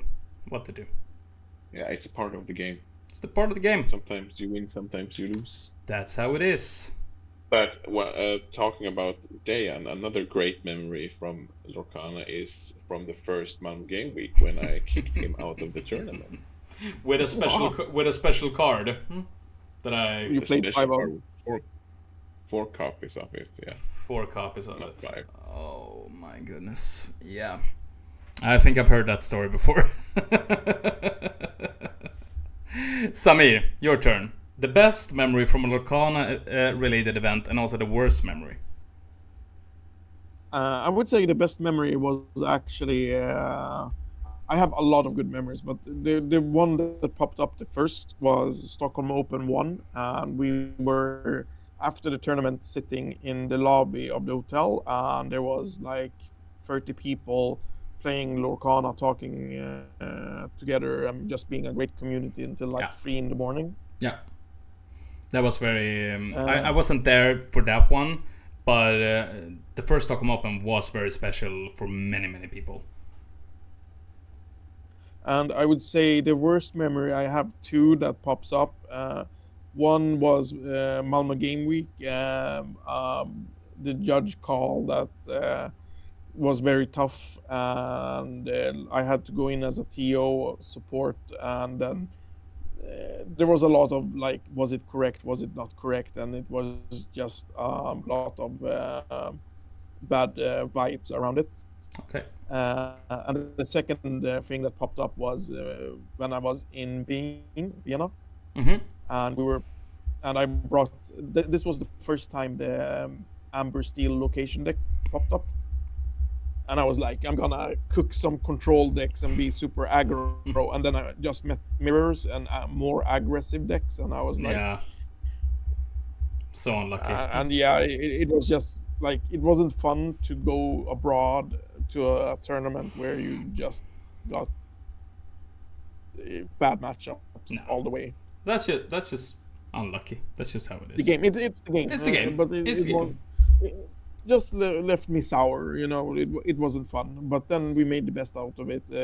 One of the people with us was his birthday, so we went out and ate schnitzels and just explored the city. So that was nice. Like just the tournament was it was also super good organized. It was the do you remember the name, Johan, of it? Wasn't it the Rare Hunters event? Yeah, they have a name. Their event, Rare Hunters.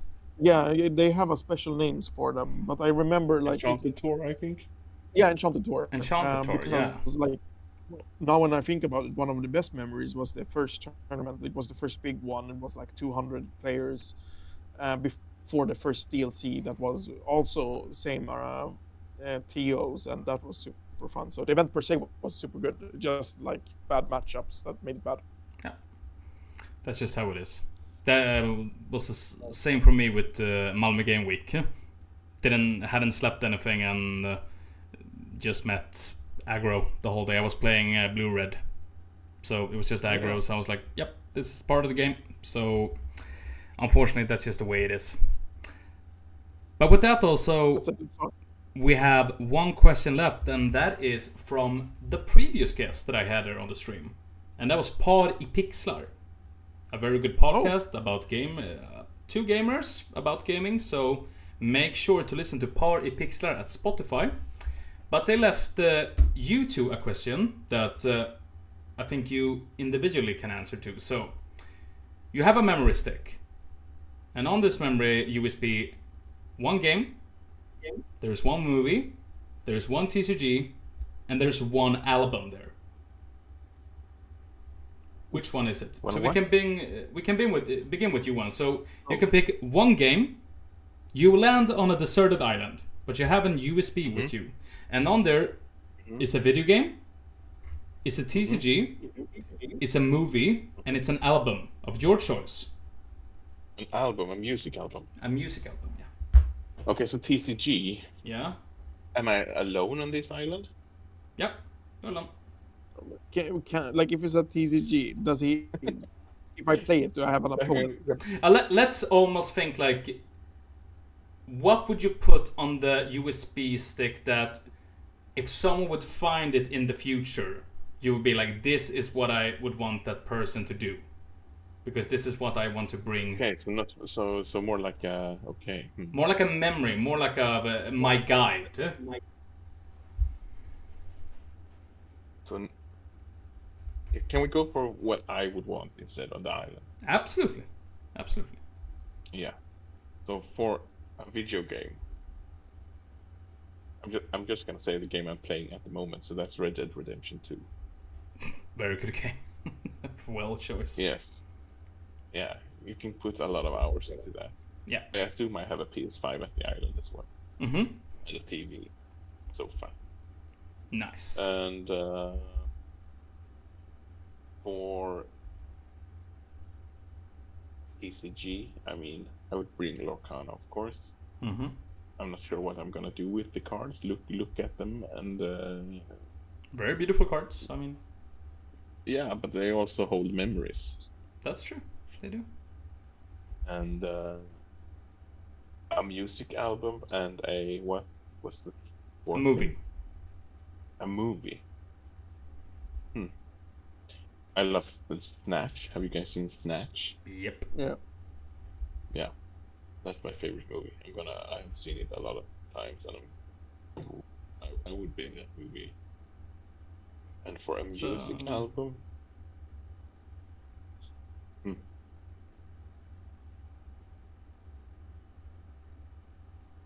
I love a lot of music albums, but if I had to choose just one, it would be Plastic Beach of Gorillaz. Very nice choice of album. Very good group, also Gorillaz, in my opinion. Samir? Game. I would probably choose Teamfight Tactics. Okay. I hope that at least AI or that internet connection, so I could play with someone. Yeah, it works. You have Like Wi-Fi there. Yeah. What? We have Wi-Fi? You have Wi-Fi. Okay. We can do that. We can fix that probably. What kind of deserted island is this? A very nice one. TCG, I would go with Magic the Gathering more because it has a longer history. So I know it's proven that it is a game you can play for a long time. Mm-hmm. For a movie, I would choose Garden State. Okay. And for music, I would choose the Kavinsky album with Night Call on it. Or Drive soundtrack that has the Kavinsky album plus other songs. Very nice. Very nice. And now it's your turn. So, you two are going to be asking a question to the next guest I'm going to have here on the stream. You don't know who it is, but you can just ask anything. But I want it to be gaming or TCG related, just in my opinion. But you can ask anything else. Anything you want. One question each? We can do that. We can do one question each. So we can begin with Johan. We can begin with you one. Yeah. For the next person. So, what is your favorite board game and why? Favorite board game and why? Samir? If you have a pile of shame of games and you had to finish one game Okay. of them, which one would it be? Okay, so if you would have a pile of games that you haven't finished. Pile of shame.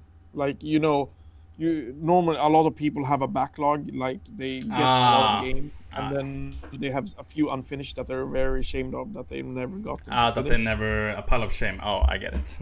I get it. Yeah. I get it. Very good questions. Guys, and with that, our interview is at an end. I want to thank you both for coming here today on the stream, talking with me. A big round of applause for Samir and for Johan. Of course, it's always a pleasure talking with you guys. We are probably going to be talking more when the release of Winterspell is going to be revealed soon enough. So we're going to be talking more then, I can think. I want to thank everyone in the chat. And also, guys, remember about Malmö's Kortspelsförening. You can talk to Samir here, also with Team Nordics. Instagram, Combat Glue is the best one. And Johan, Instagram also, if they want more information about Lorcana evenings. No and stuff Instagram, but you can go to Spotify. You can listen to all my TTRPG podcast. It's called Murder Pesten. Leave a comment. Leave a comment. You can find me, leave a comment, like and subscribe. Yep. You can find me at various bars in Malmö. Very nice. You can also leave a message to me that I sent to you on. Yeah, that works also. But with that, guys, we are gonna now end this stream soon. I want you to hang around in the Discord shortly. I will be talking to you after the stream is done. But for now, stream, we are gonna wave goodbye to Samir and Johan. So let's say goodbye to them now. And we will see each other next time. And next time soon. Goodbye. And with that, guys, we are at an end. Thank you so much for watching the stream today. The next stream is going to be on Sunday when we are going to continue the adventure in Kingdom Hearts. And yes, guys, we will be finishing this game this Sunday. We are at an end game. We are going to do the secret bosses. We are going to beat Ansem. I promise you that. We will finish the game this Sunday. I promise you. But guys, until then, I just want to thank Papa Bam Sunte for the follow. Thank you so much. And also for all the fantastic questions. But no problem, Roar2K, no problem at all. You are so more than welcome. It's been my pleasure to having you here today. But for now, guys, I just want to say take care of you guys. You are awesome, stay awesome, and bye for now.